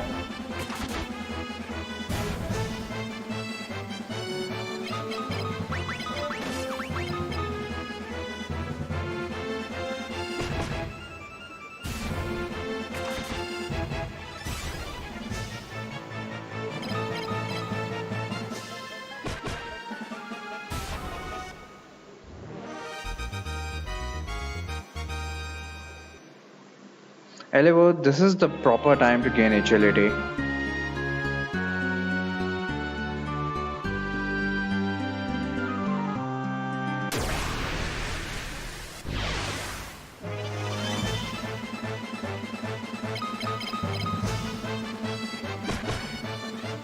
Come on man, don't disappoint me.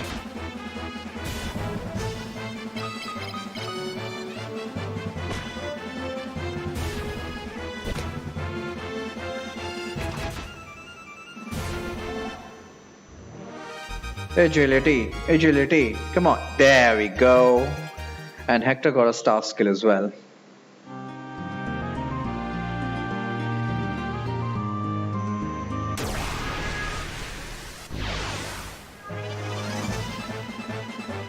Preemptive, just kill them. So close to town, they dare to try and attack me.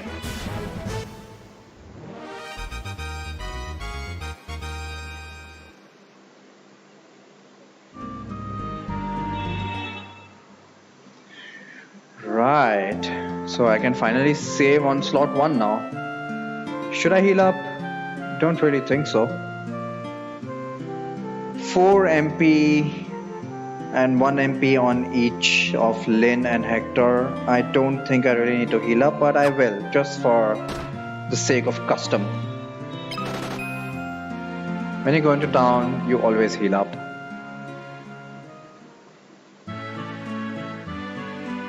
Is there anything I need to buy here? I don't think so. This is just a stopover to save. The main save.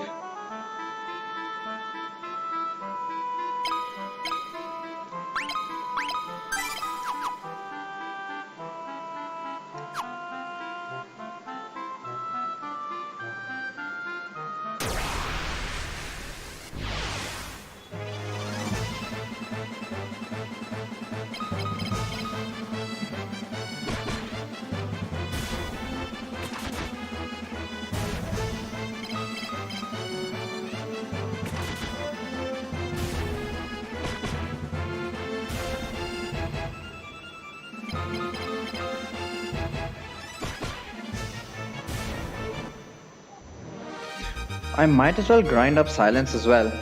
Hector's evasion increased again. Nice. But I haven't needed it for quite a while now.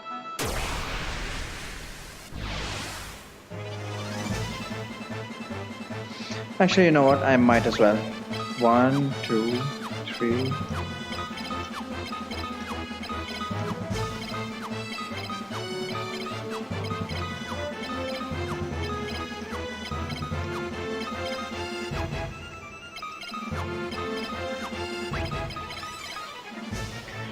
Might as well grind it up because it was pretty conclusively proven that level 2 is not good enough.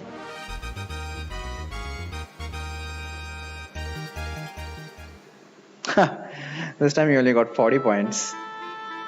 That was a net loss. How much is the standard booster? 250 points, is it?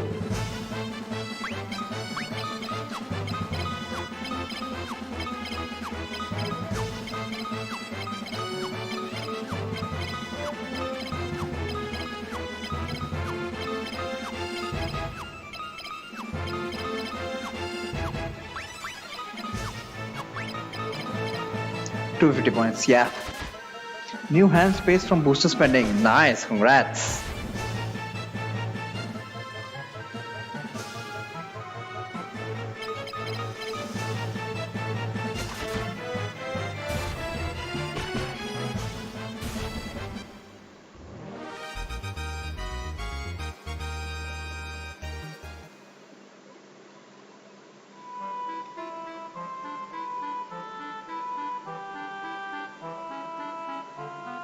Didn't even realize that.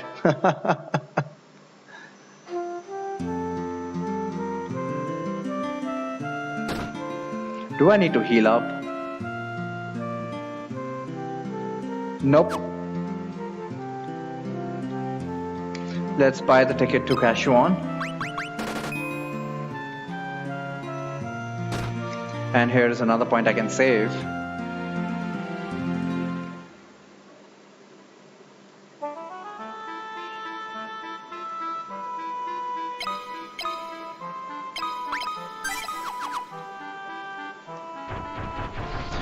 And now we go to the third dungeon. What wonders will it have for us?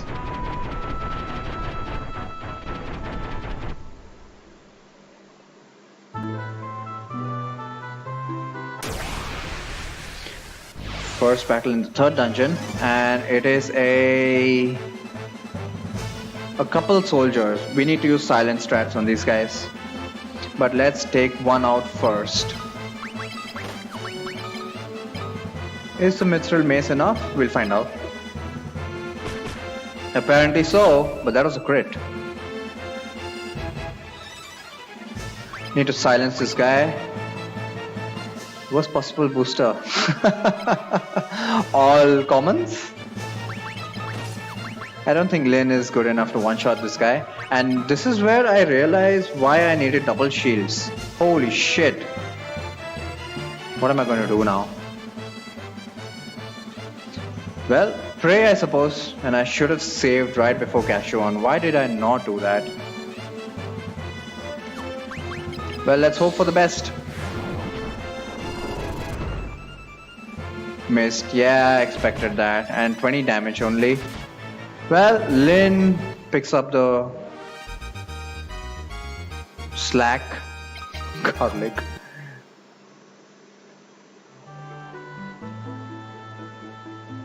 Yep, definitely need silence level 3. And yeah, I needed double shields to waste some turns.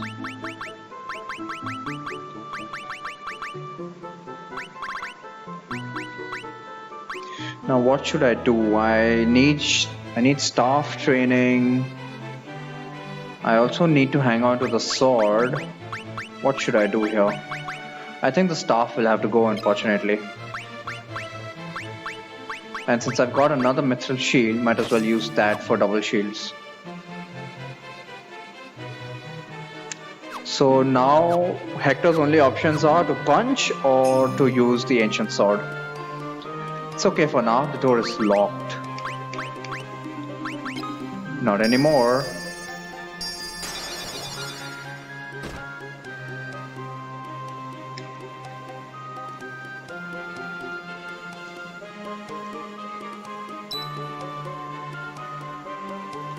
Cashon, I have reached.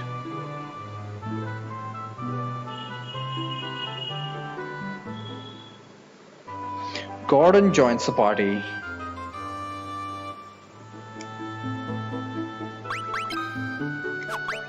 As usual, he goes to the back, and I totally forgot to buy the mithril bows. I need to go back. Definitely need to go back.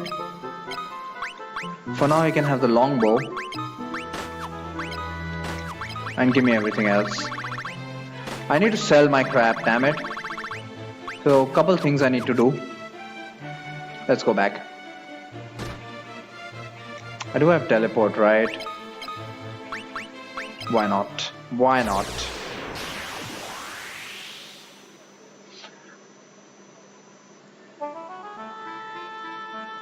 First thing is I can save here at slot 2.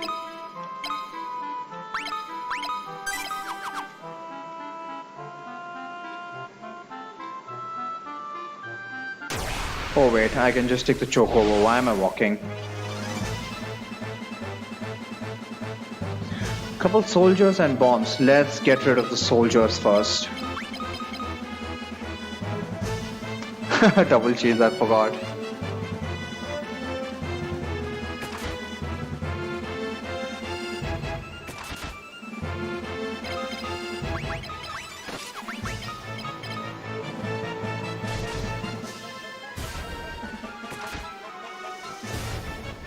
All right.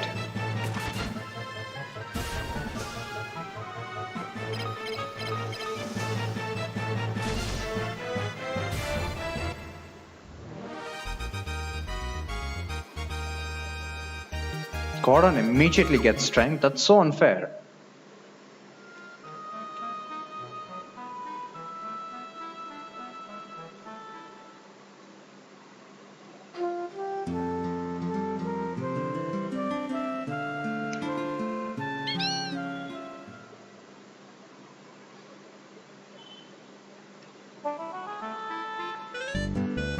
I need to go back to Poft.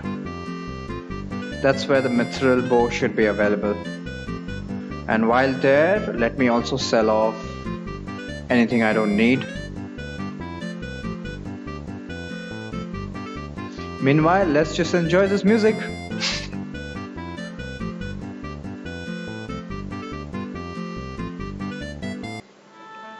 Not quite enough time. It's true that I get more points per minute. Every 5 minutes. I do believe that is true. If you spam chat, you do get more points, but I'll have to look at the code to find out. But I think that is true.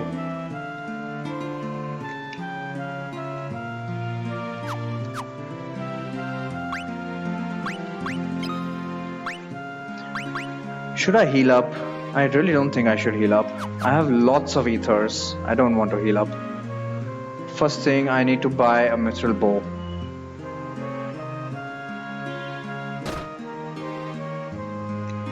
No, not this guy. There we go. I need a couple. I tried to write something interesting at least. I appreciate it, man. I do have plenty of money.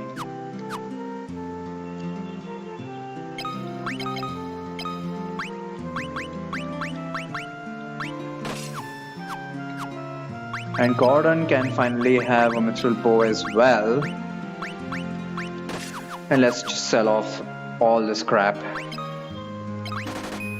Extra silver plate. Notos I don't need. Battle axe. The bronze shield. Does anybody need shields? Nah. I'll hold on to the mace in case. But when will that in case ever come? That's what I'm wondering.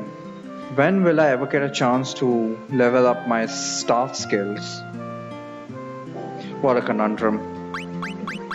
Let me hold on to this anyway.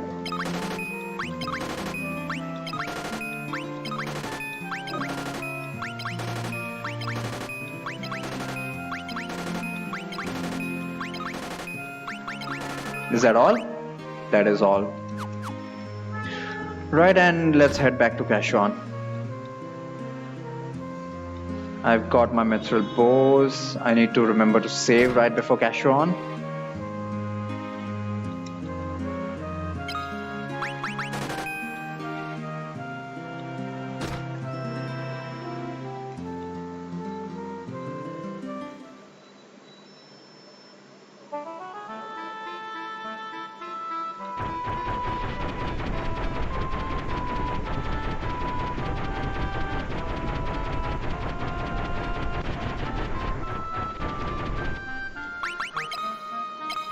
On slot 2. Right, let's go into Kashuan proper.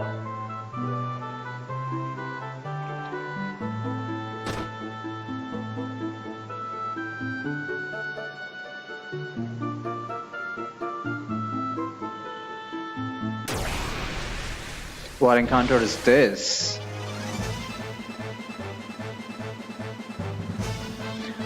Trivial.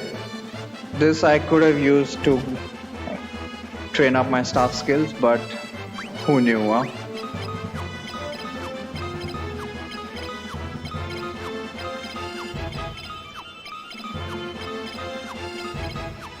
Why am I doing this here? All of this effort would be negated if I wiped, so I'm not going to do any grinding inside a dungeon.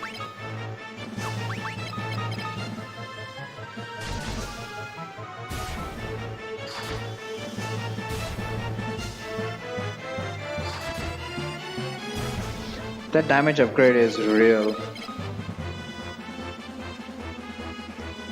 Gordon, what the hell is wrong with you?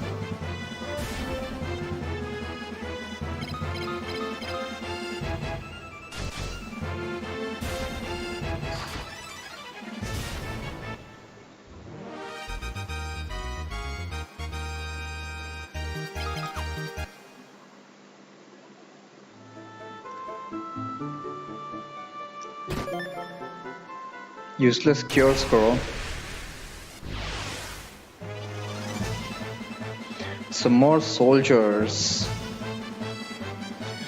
Now with the mithril bow, at the very least, Lynn and Gordon should be able to combine to take out one of them at least. And Hector can one-shot one guy. Now am I good on turn order? Nope. None of what I predicted happened. This is a weird sound with the mithril bow. I think I'm good on turn order with the soldiers.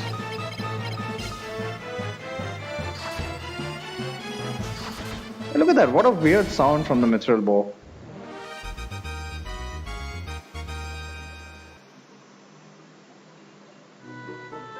So I don't really need silence for them anymore.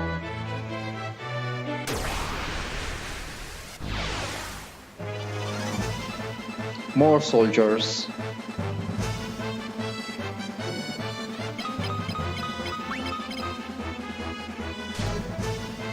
Zero damage. What is going on here?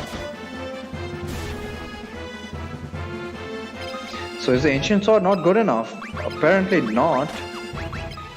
I still need to use fists, huh? That's pretty disappointing. Oh, got screwed by turn order here.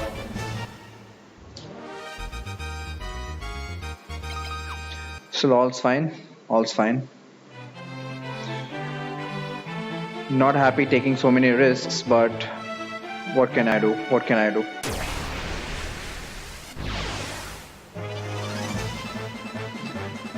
Bunch of ghouls and shadows. Let's get rid of the ghouls ASAP. Will the ancient sword do the trick here? Please tell me it will.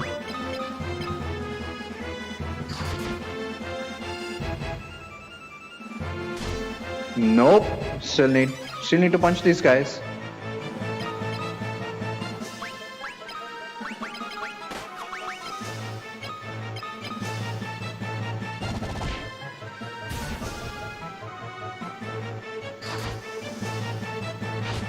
Yikes, 31 damage with a crit too.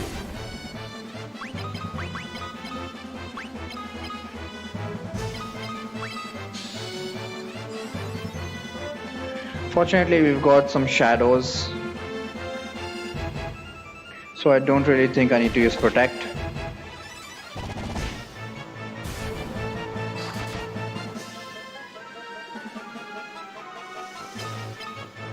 Might as well heal that damage up, and now I can start using the ancient sword on these guys.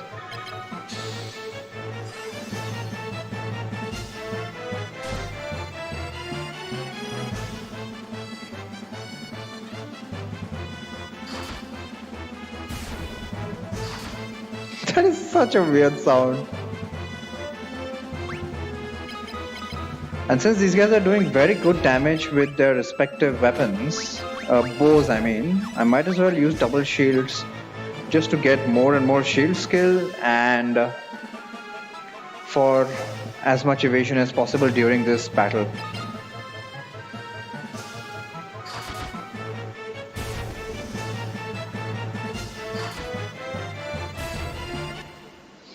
Very good. And there we go, right as I said, Hector's shield skill increased by 1 level.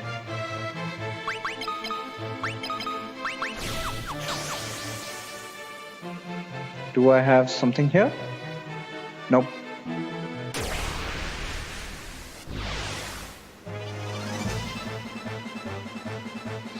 Same formation again. I'll use the same tactics. I'll just let the bow guys handle it and have Hector dual shield for maximum evasion.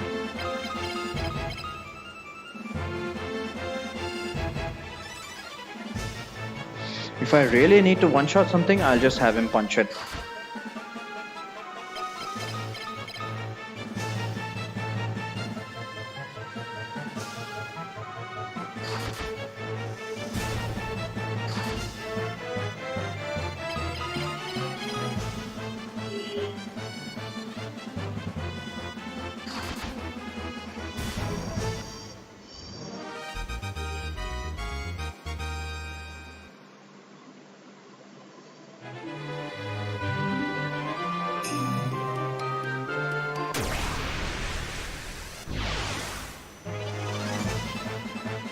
New enemy, FF2 monster Ogre.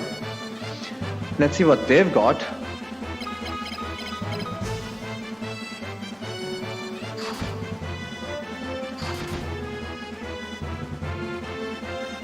Not able to hit me, and I'm doing plenty of damage to them.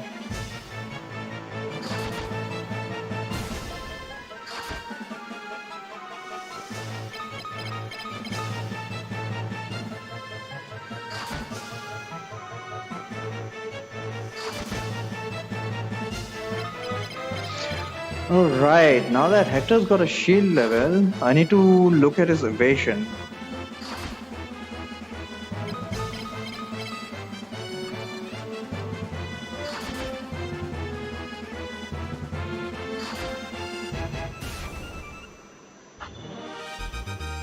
So these guys were not a problem provided I had dual shields. What if I had not?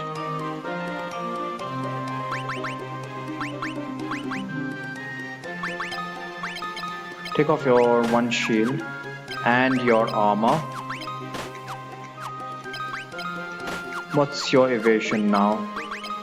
It's 49%. 49% is not good enough.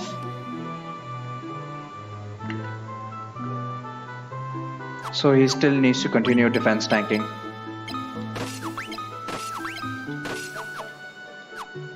And the double shield. What's his shield level, by the way? It is 6. Okay. 300 kill. Wow.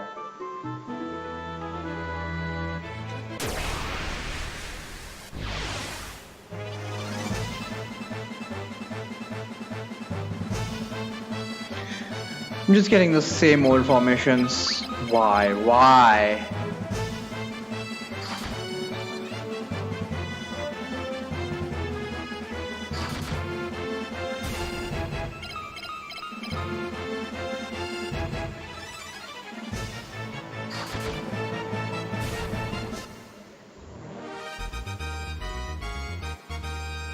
Eliwood got more agility. Hello, Mystical Wizard. How's it going?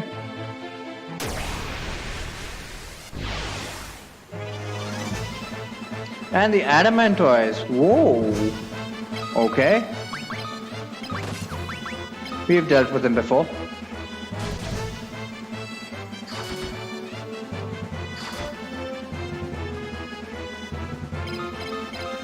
It's going to take a while, but he's not much of a challenge.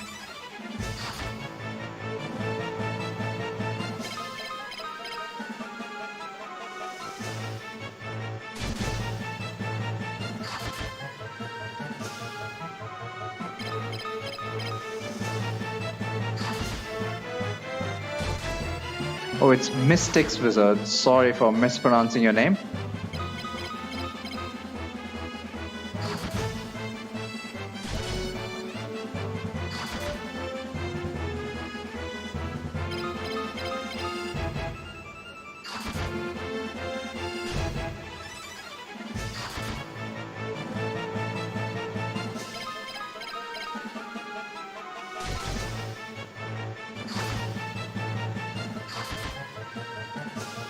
Oh, he actually landed a hit, but I can cure it up.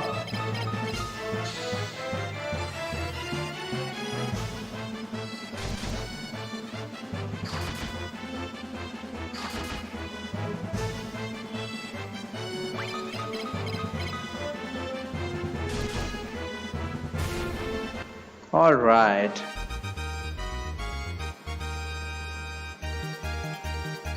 And more sword skill for Hector.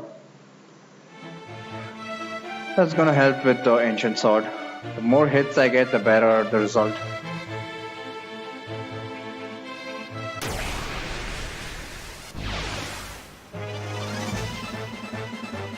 Shadows. I'm just gonna curl up in a ball with double shields so that they just can't hit me.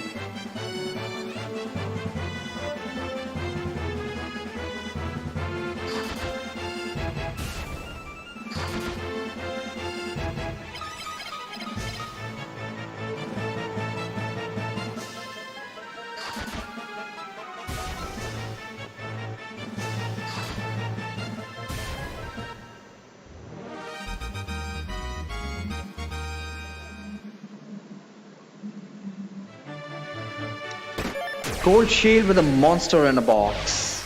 At least the gold shield is a treasure worth having. New monster, FF2 monster, Were Rat. Let's see what these guys have got.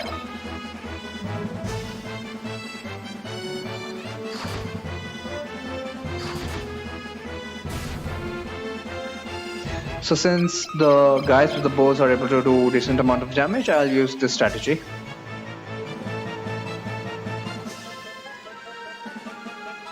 I say guys with the bows, but it's only really Lyn. Gordon needs some more levels. Hopefully he'll become a lot more useful.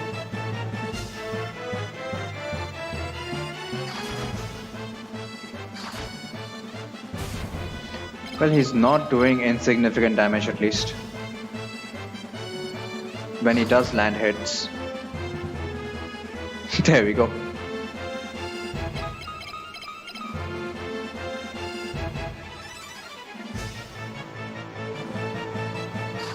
Gordon, I was just saying some good things about you.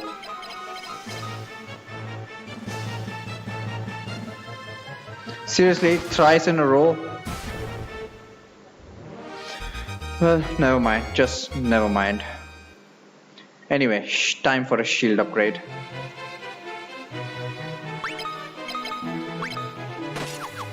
What's his evasion like now?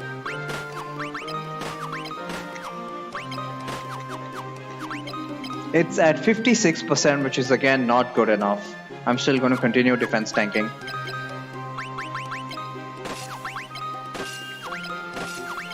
How is his evasion now?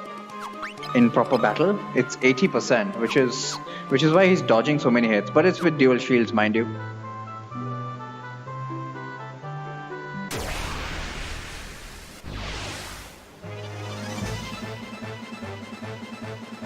These guys are fine.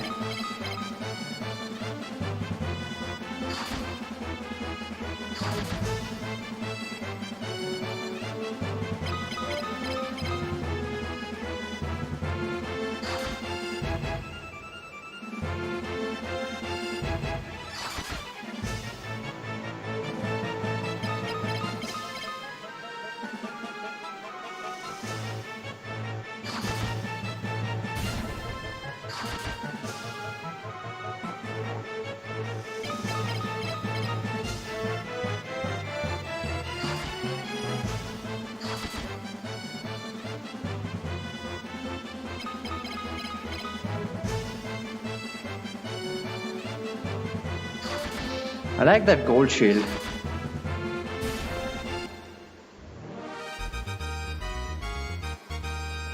More agility.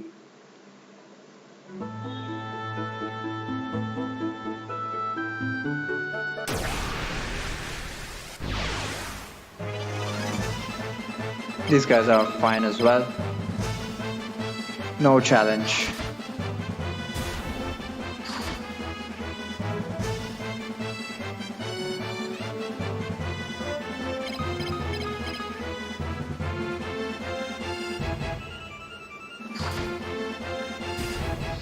Gordon putting in some work now.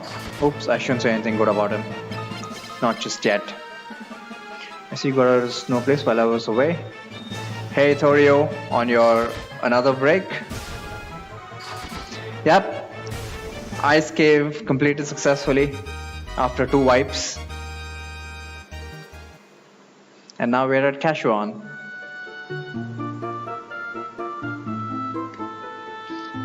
Actually off work. Really? Got off early? Nice! So are you back home or traveling or what?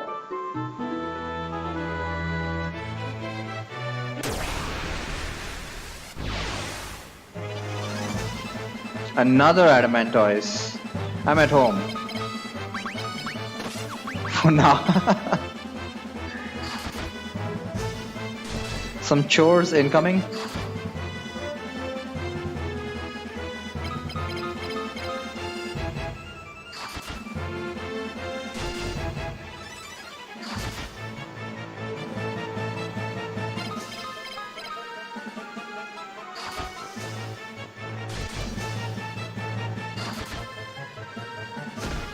Yikes.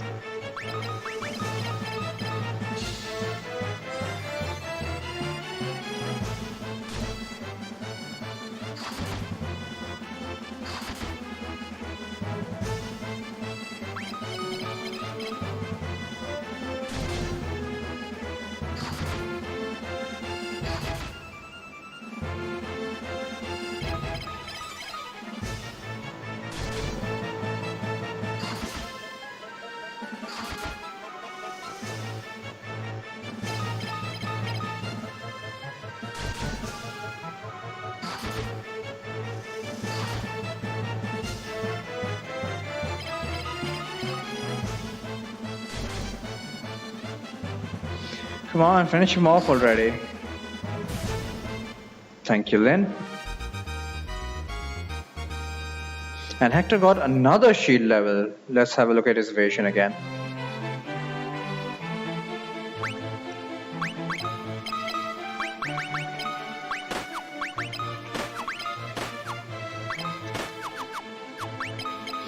It's at 63%, slowly working his way up to 99. Gonna keep working on it.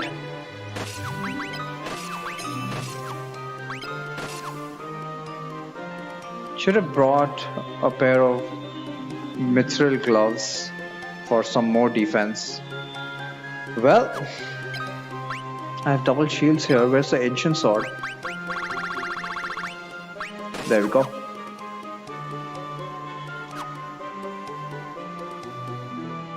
Okay, let's carry on.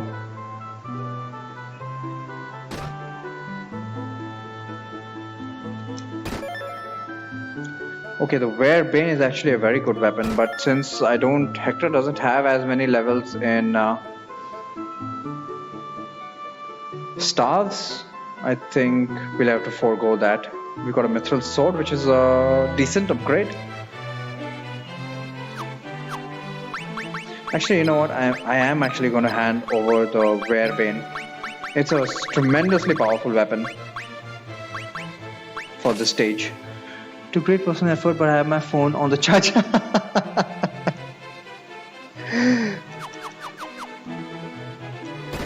And the mithril axe, which is a waste. Likely we'll have some new monsters here. Nope, just the same old, same old. Let's check out the Werebane. Well, it looks like very low damage, but that turtle has a massive amount of defense. And without cursing him, if I'm able to do this much damage, I'll take it. Is there any reason Eliwood is staying at 1 HP? Indeed there is. So that whenever he gets hit, he just immediately dies instead of gaining HP.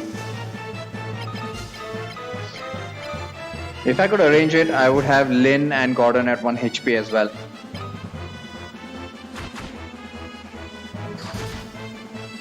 If I have to deal with magical attacks, this is going to be a problem anyway. But as long as the enemies are purely physical, everybody in the back row being at 1 HP doesn't really matter. That seems like a good strat actually. I came up with it on the fly.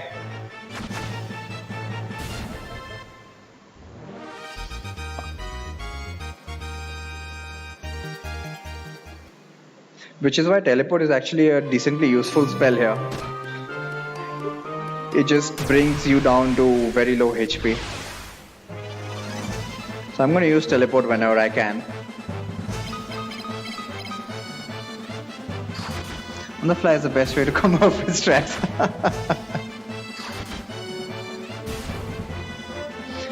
But I'm glad for that in this challenge run. Normally, I have my runs planned so meticulously that very little surprises me. And even if it is a surprise, it's always on the pleasant side. But this challenge run has thrown up a lot of challenges that I didn't foresee, and I'm very happy about that.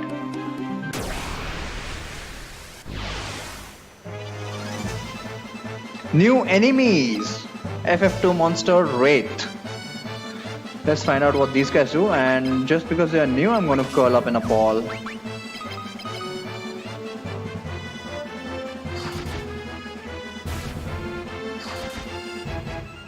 Well, they didn't really get a chance to do anything, but Wraiths are not a big deal.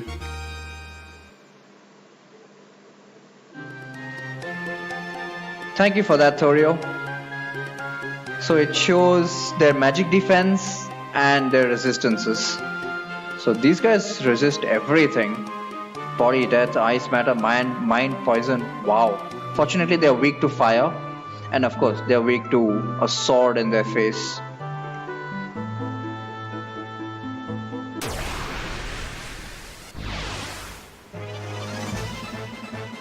New monster. Although he's called the Ogre Mage, it is FF2 monster Wizard Ogre. Let's find out what he has. Let's assume that he's purely physical.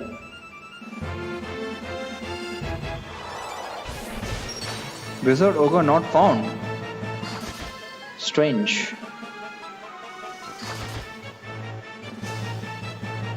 Okay, apparently he's called Ogre Mage even in the table. What just happened? Okay. I totally missed this, but he must have cast Ice Spy. Alright, so now we've got a proper magician to deal with.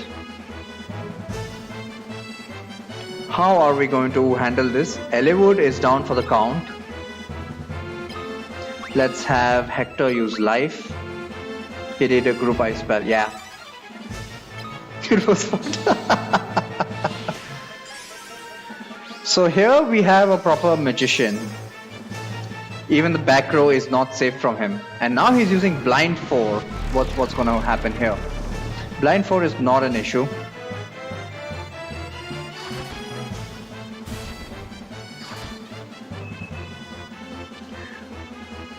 Now the problem with blindness is that it halves your accuracy even for magic attacks. The primary strategy I have for encountering these guys, fortunately, as you can see, Ogre Mage does not resist anything, so silence should work on him.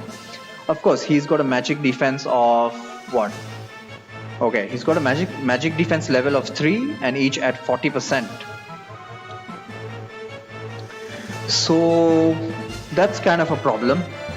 Silence 2, it's probably not good enough for him, but I'm going to try anyway. Right now, the only thing I've got as an effective strategy against this guy is to silence him. But we will need a war room for this. Let me take care of the Ogre Mage first, because the Ogre hasn't really proven to be a challenge. And let's just punch this guy. Unless you heal everyone, they're definitely gaining HP. That's right. Silence missed as expected, and he has another ice spell. What's going to happen here? Yikes, this is going to be dead. I'm going to die here for sure. 164 damage on Gordon. Well, that's rip.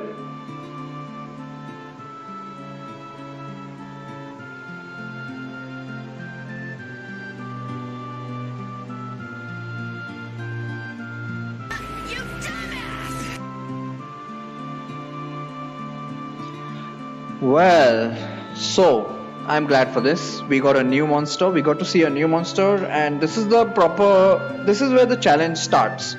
Once we start encountering magical enemies, dealing with magical enemies is the main challenge in this run. So while we look at this screen and listen to this really heart-wrenching music, I'm just going to take a quick break.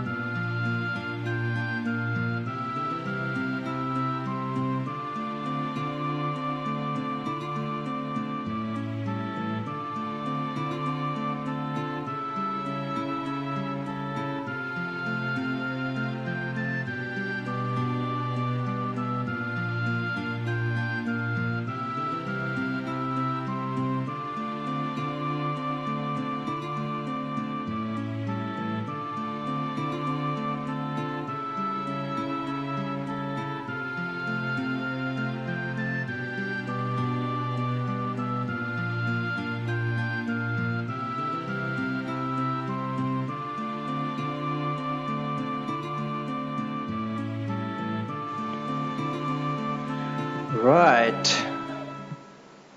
So I hope I did save right outside Kashuan. The real FF2 starts here, that is correct.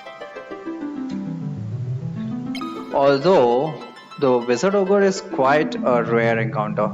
He's quite rare in this dungeon, even in this dungeon. So you can't really say I'm going to be encountering him frequently. But probably the next dungeon, and definitely the dungeon after that.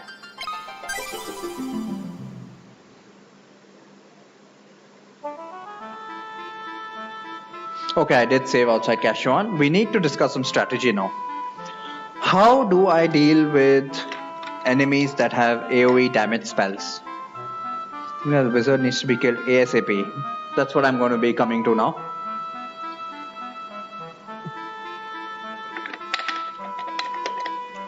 So we have effectively 3 or 4 different ways of dealing with magical enemies. Specifically, enemies with damage spells. The most cowardly way, according to me, and the least preferred way, by the way, exclamation point coward. The way I prefer the least is to kill them before they get their turn in. Why? It just feels like cows live longer and get to keep their XP. Exactly. So why is it the least preferred way? Problem is, it's a strategy based out of fear. It's like when you see a snake or a scorpion in front of you and you want to kill it before it gets a chance to kill you. But the fact is, it doesn't really want to kill you. Of course, that doesn't hold true in FF2. Imagine if the enemies wanted to be friends with you. But yeah, it's a strategy born out of fear, and in view of better strategies, I will reserve that as a last resort. That just kill them before they get their chance in. If I see a scorpion, I'm leaving.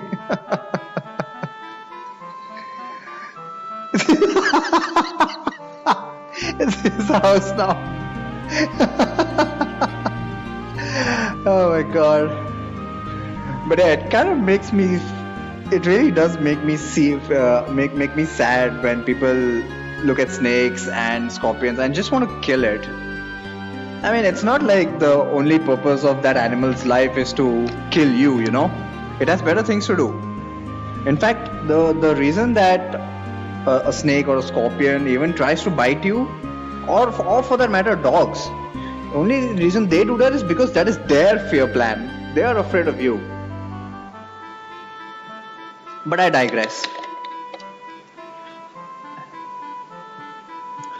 So, let's talk about some other strategies. The reason for a cockroach to exist is to disgust me.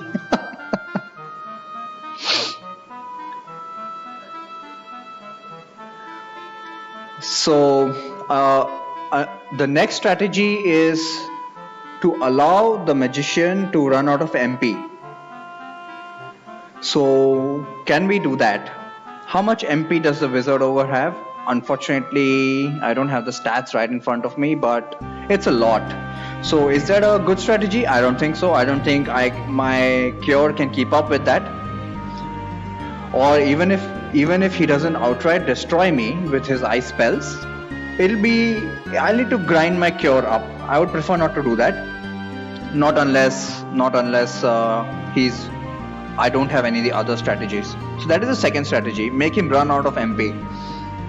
And I call that in part Pokemon strategy, because in a lot of challenge runs you rely on making the other Pokemon run out of PP, especially for low PP moves.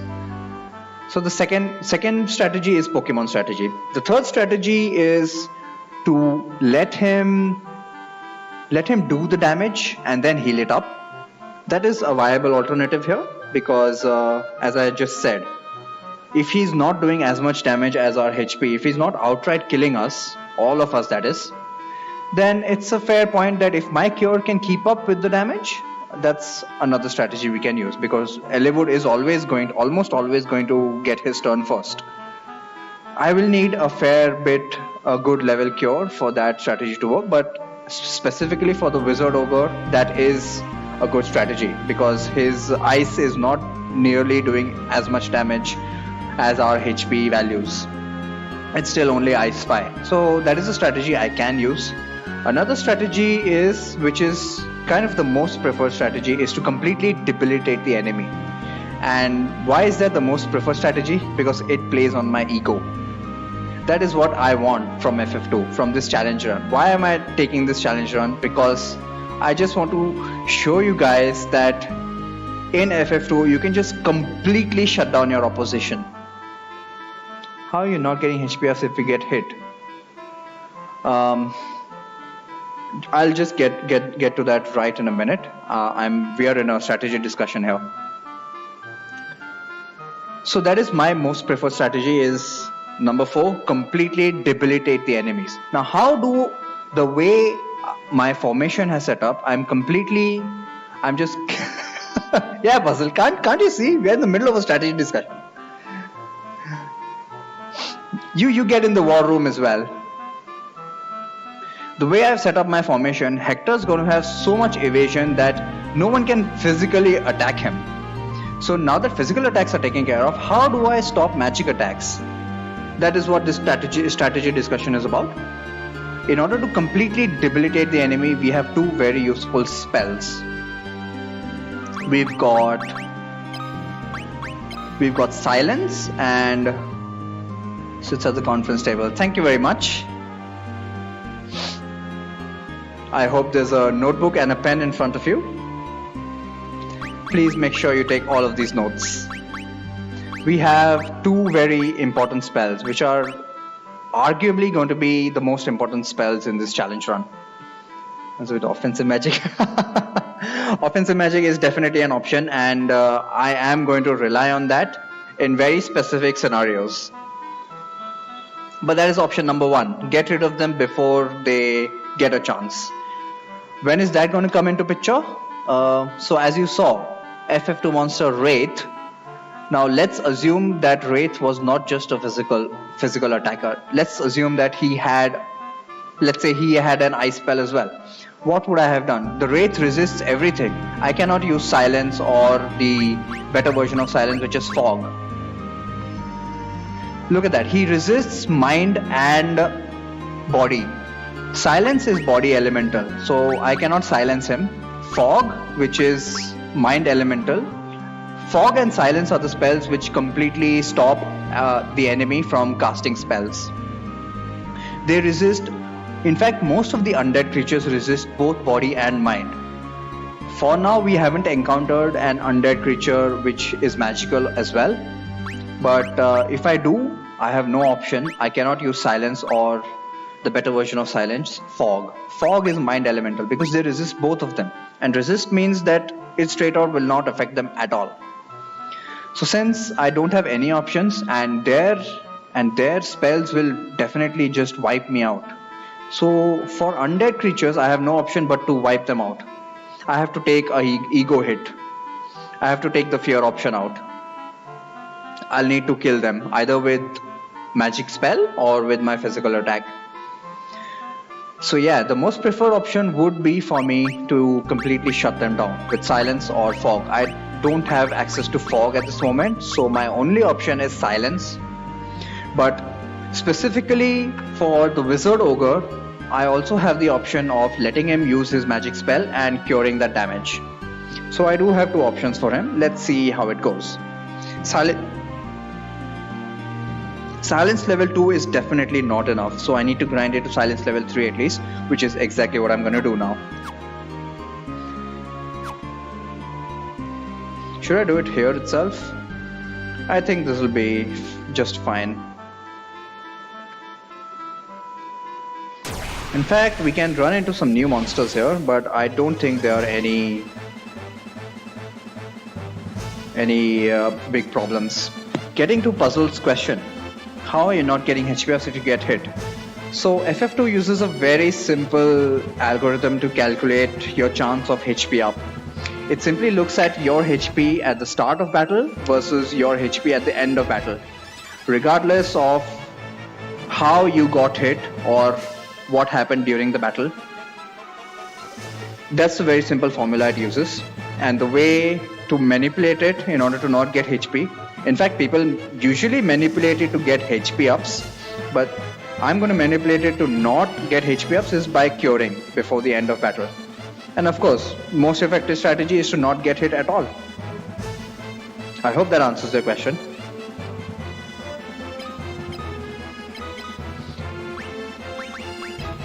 Oh wait, I needed to grind silence.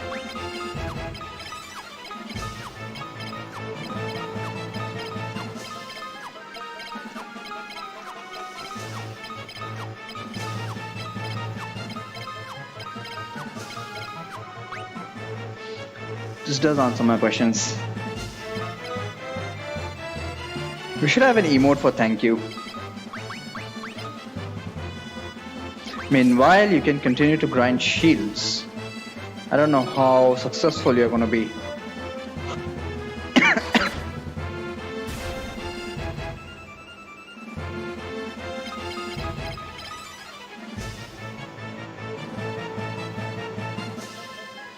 Gordon, why are you still missing?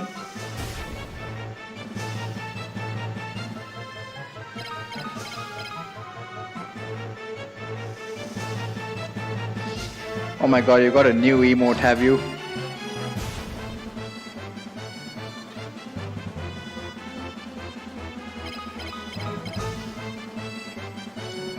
Is that your channel emote? I thought it was Jake Unstyle, but apparently that's a global emote.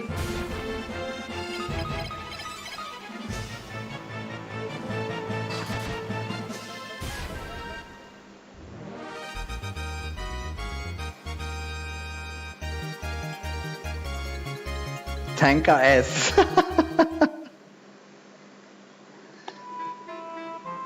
Doesn't have an emote yet? Why not? I thought that would be the first thing someone would do after getting affiliate.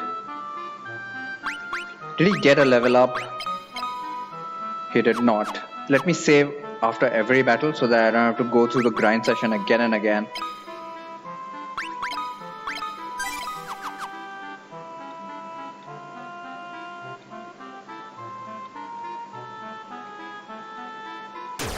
I need silence at level 3.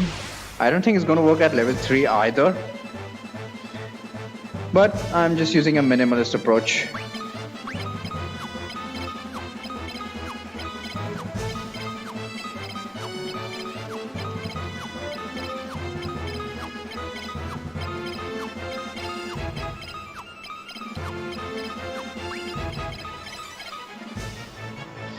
I don't have a PC access. Oh, right. That sucks.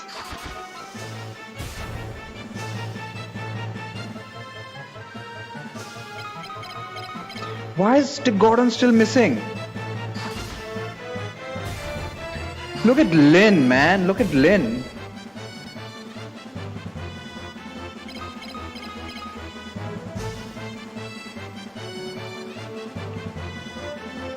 Oh my god, Gordon. You do have level 2 in bows now, don't you?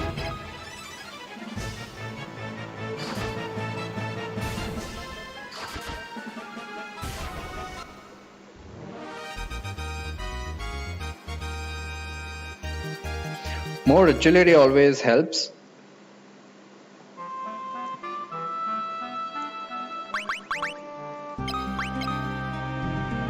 No, you don't. You're still at level 1. Okay, you're allowed to miss then. Save again. I'm right outside town, right? Yep, I'm allowed to save.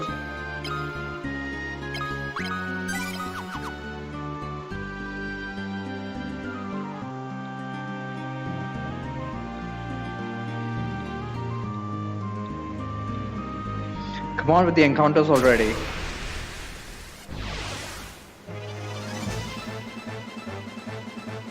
Soldiers. Need to take care of the soldiers first.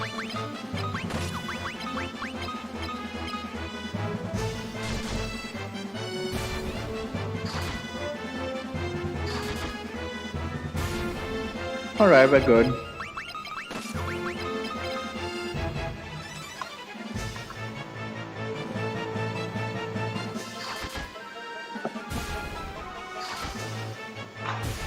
I'm just saying I love casting nukes. Who doesn't, huh? Who doesn't? In fact, that would have been the most effective strategy here. Since I have allowed using the select cancel trick, you can just grind up all your spells to level 16 and just blast your way through the game. But nope, that's not the way I do things. A challenge should be a proper challenge. It has not been in recent times. All of my challenge runs have been stupidly easy.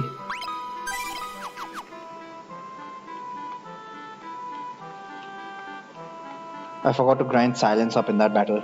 God damn it, that's the entire reason I'm just out here in the first place. Ooh, new enemy. Goblin Prince. FF2 monster Goblin Prince, and he's got a magic spell which hurts. Wow. Okay. So the strategy here is, I think I can comfortably outspeed the green goblins.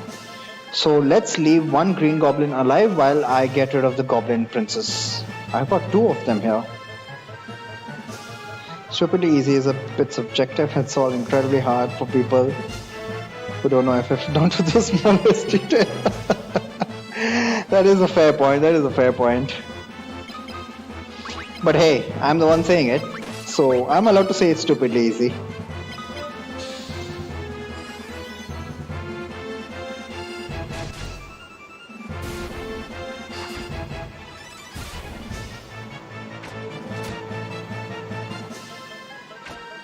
Wow, all of you guys are just going to cast arrow now, are you? Are you kidding me? Thankfully these are only goblins, they should go down easy enough. Just like Dark Souls.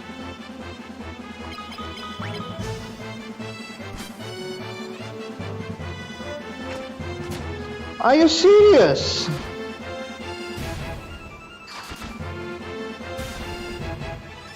Sleep 4? Wow. Just wow.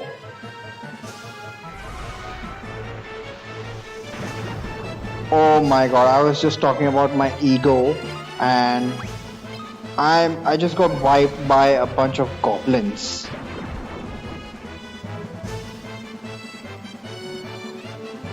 Are you serious? Are you serious? You must be joking. No, but seriously, the Goblin Prince encounter is a pretty hard one.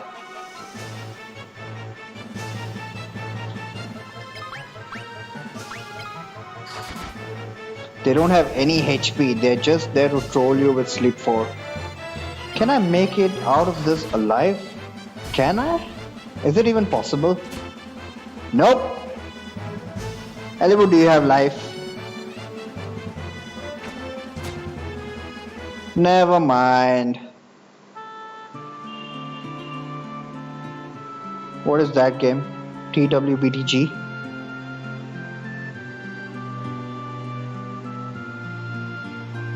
Well, it was close, but I expected a wipe here.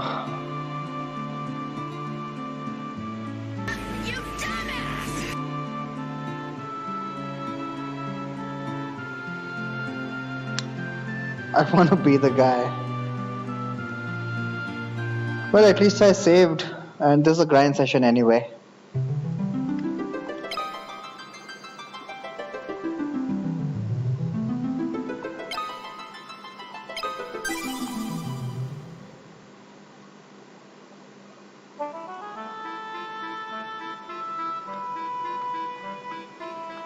Are we going to get into the same encounter?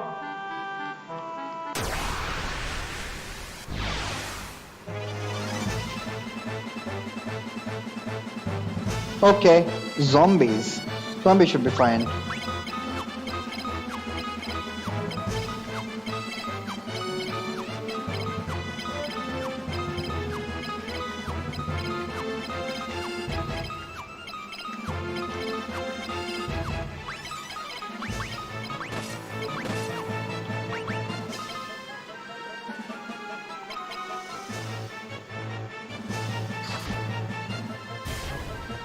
What the hell is that? Is today some LGBT day or something?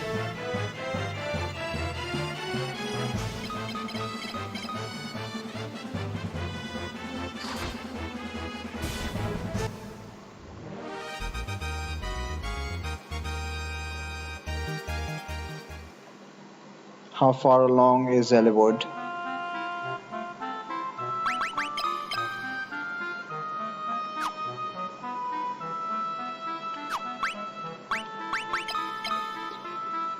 He is at 89, so one of the many Kappa variants.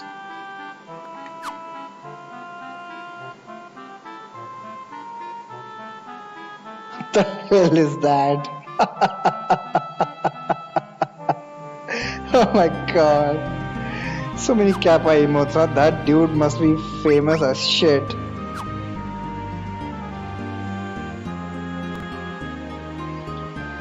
LGBT day or something. Yeah, you heard me right. Isn't there supposed to be a day?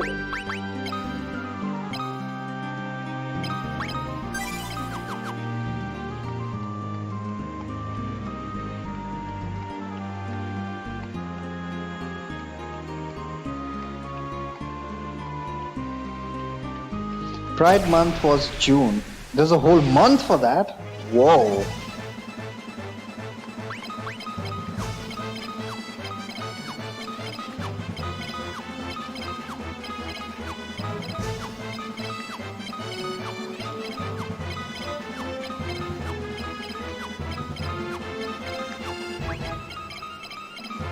So this should get me silence level 3, after which I will attempt Kashuan again.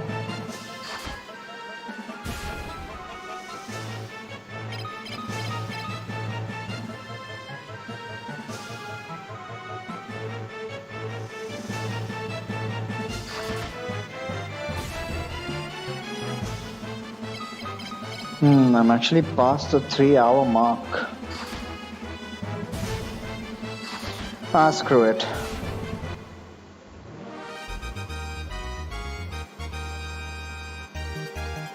Let's celebrate minorities instead of treating everyone as equal. Well, I don't know, mate. I just don't know.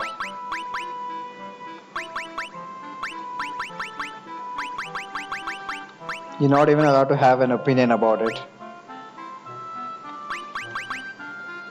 Well, silence is up a level, which is what I wanted. And let's go into Kashuan again.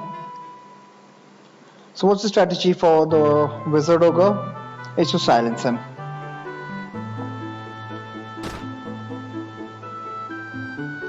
If silence doesn't land on the first turn, then the backup strategy is to heal up whatever damage he does.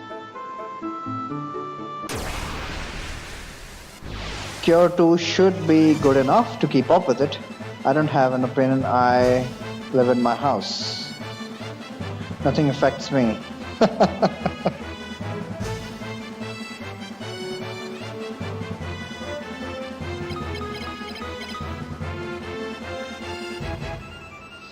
You'll have to start moving out soon. Are you done with school?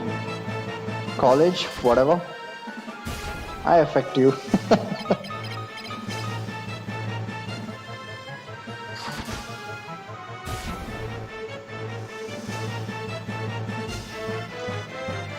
Gordon, please get level 2 already.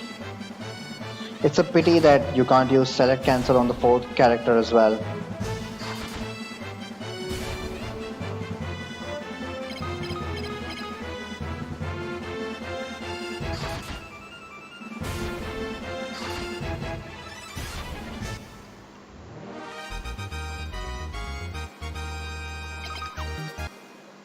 Where's one of my weaknesses?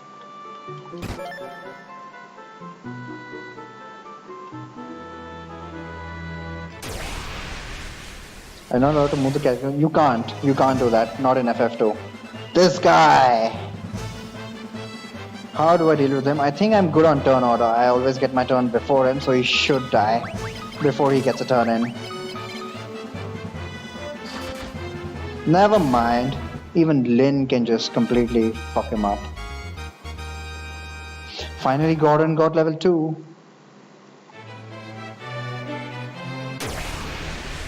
What's with the encounter rate here? Kill the soldier first. Do you have the sword equipped? Indeed you do.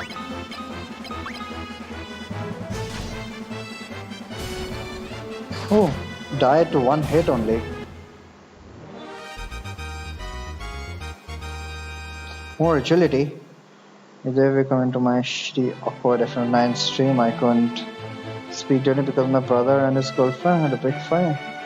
It was awkward. Now we have to come into your stream.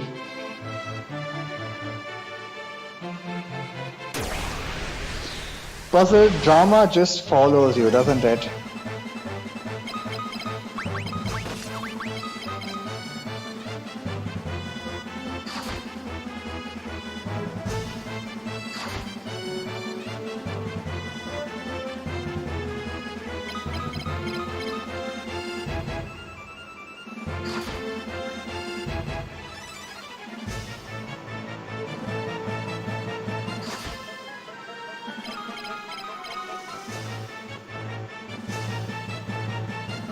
Fairy J-Cat.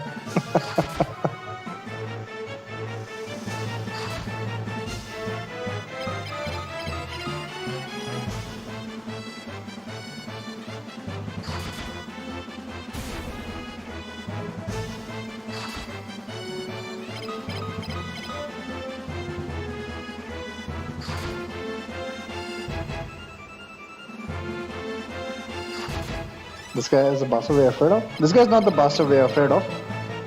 This guy is just a regular ogre. It's the blue ogre that we are afraid of. This guy's a chump.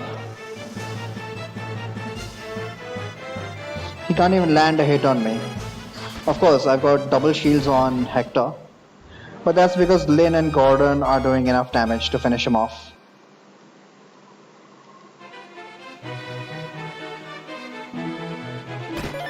I need to pick up all the chests again. That's something I need to get used to. Plus losing all the shield levels. Wish I knew FF9 well enough to know exactly how far that is. 5 hours in. If you just talk about time, it doesn't give us a lot of indication. You could have been grinding for all 5 hours right after the starting town. How would one know? You got to talk in terms of... Oh well, if you talk in terms of story, that's what Thorio doesn't know. Neither do I, for that matter.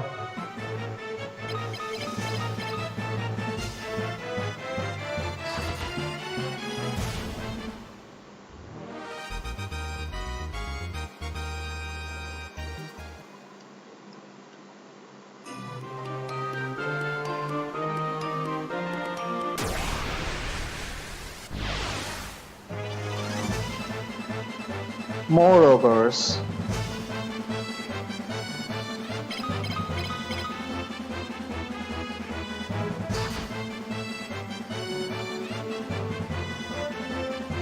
Vivi is your favorite.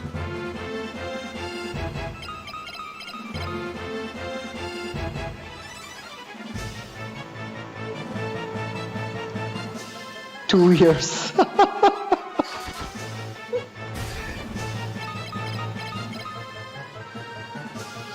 Yeah, that's the problem with watching Let's Plays as well.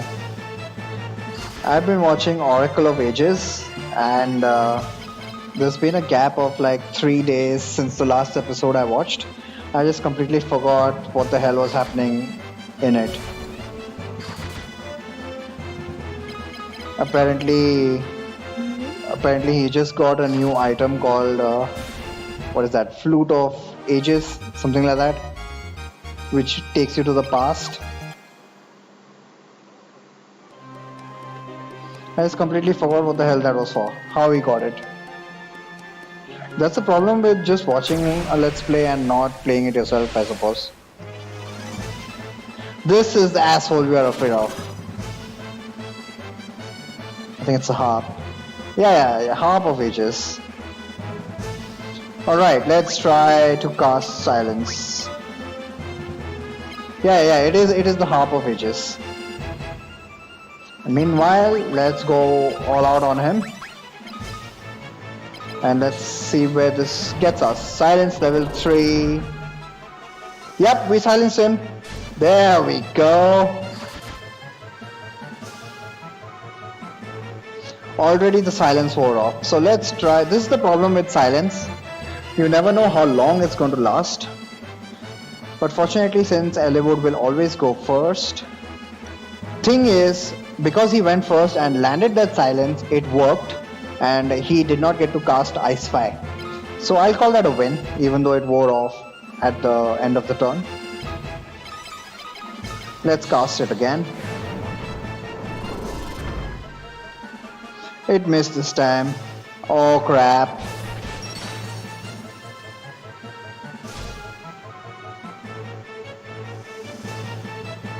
Now what do I do? Well, obviously I need Eliwood alive in order to cure everybody.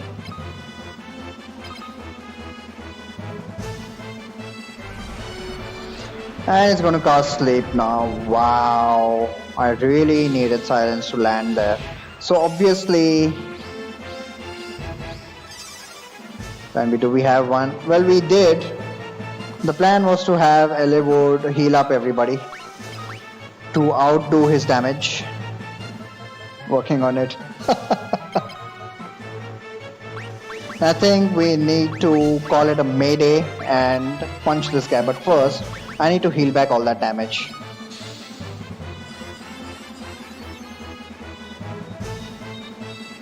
That was a nice cure, but he casts ice again, so I need to cure up again. Oh my god, why did you do that? No, entirely my fault. Yeah, Lin got HP. This is another GG. God damn it. I need some better strats here.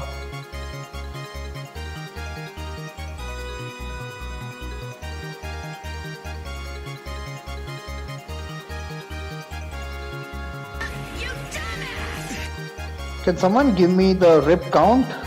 I forgot to include that in the bot. I think this is number 15, is it?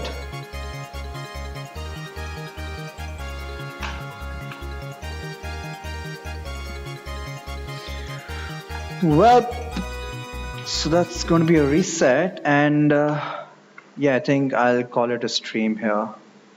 I have no idea. Did you not see on screen? Is it not visible? Grind silence to 8. I'll grind silence to the minimum level I need to. No, that doesn't work. I forgot to include that in my bot. But you didn't see anything on screen. Oh crap, it's not working, is it? I'll need to count the exclamation point rip. But anyway, that's going to be it for today. Thank you guys for watching. Have a nice day. I think the rip count is 15.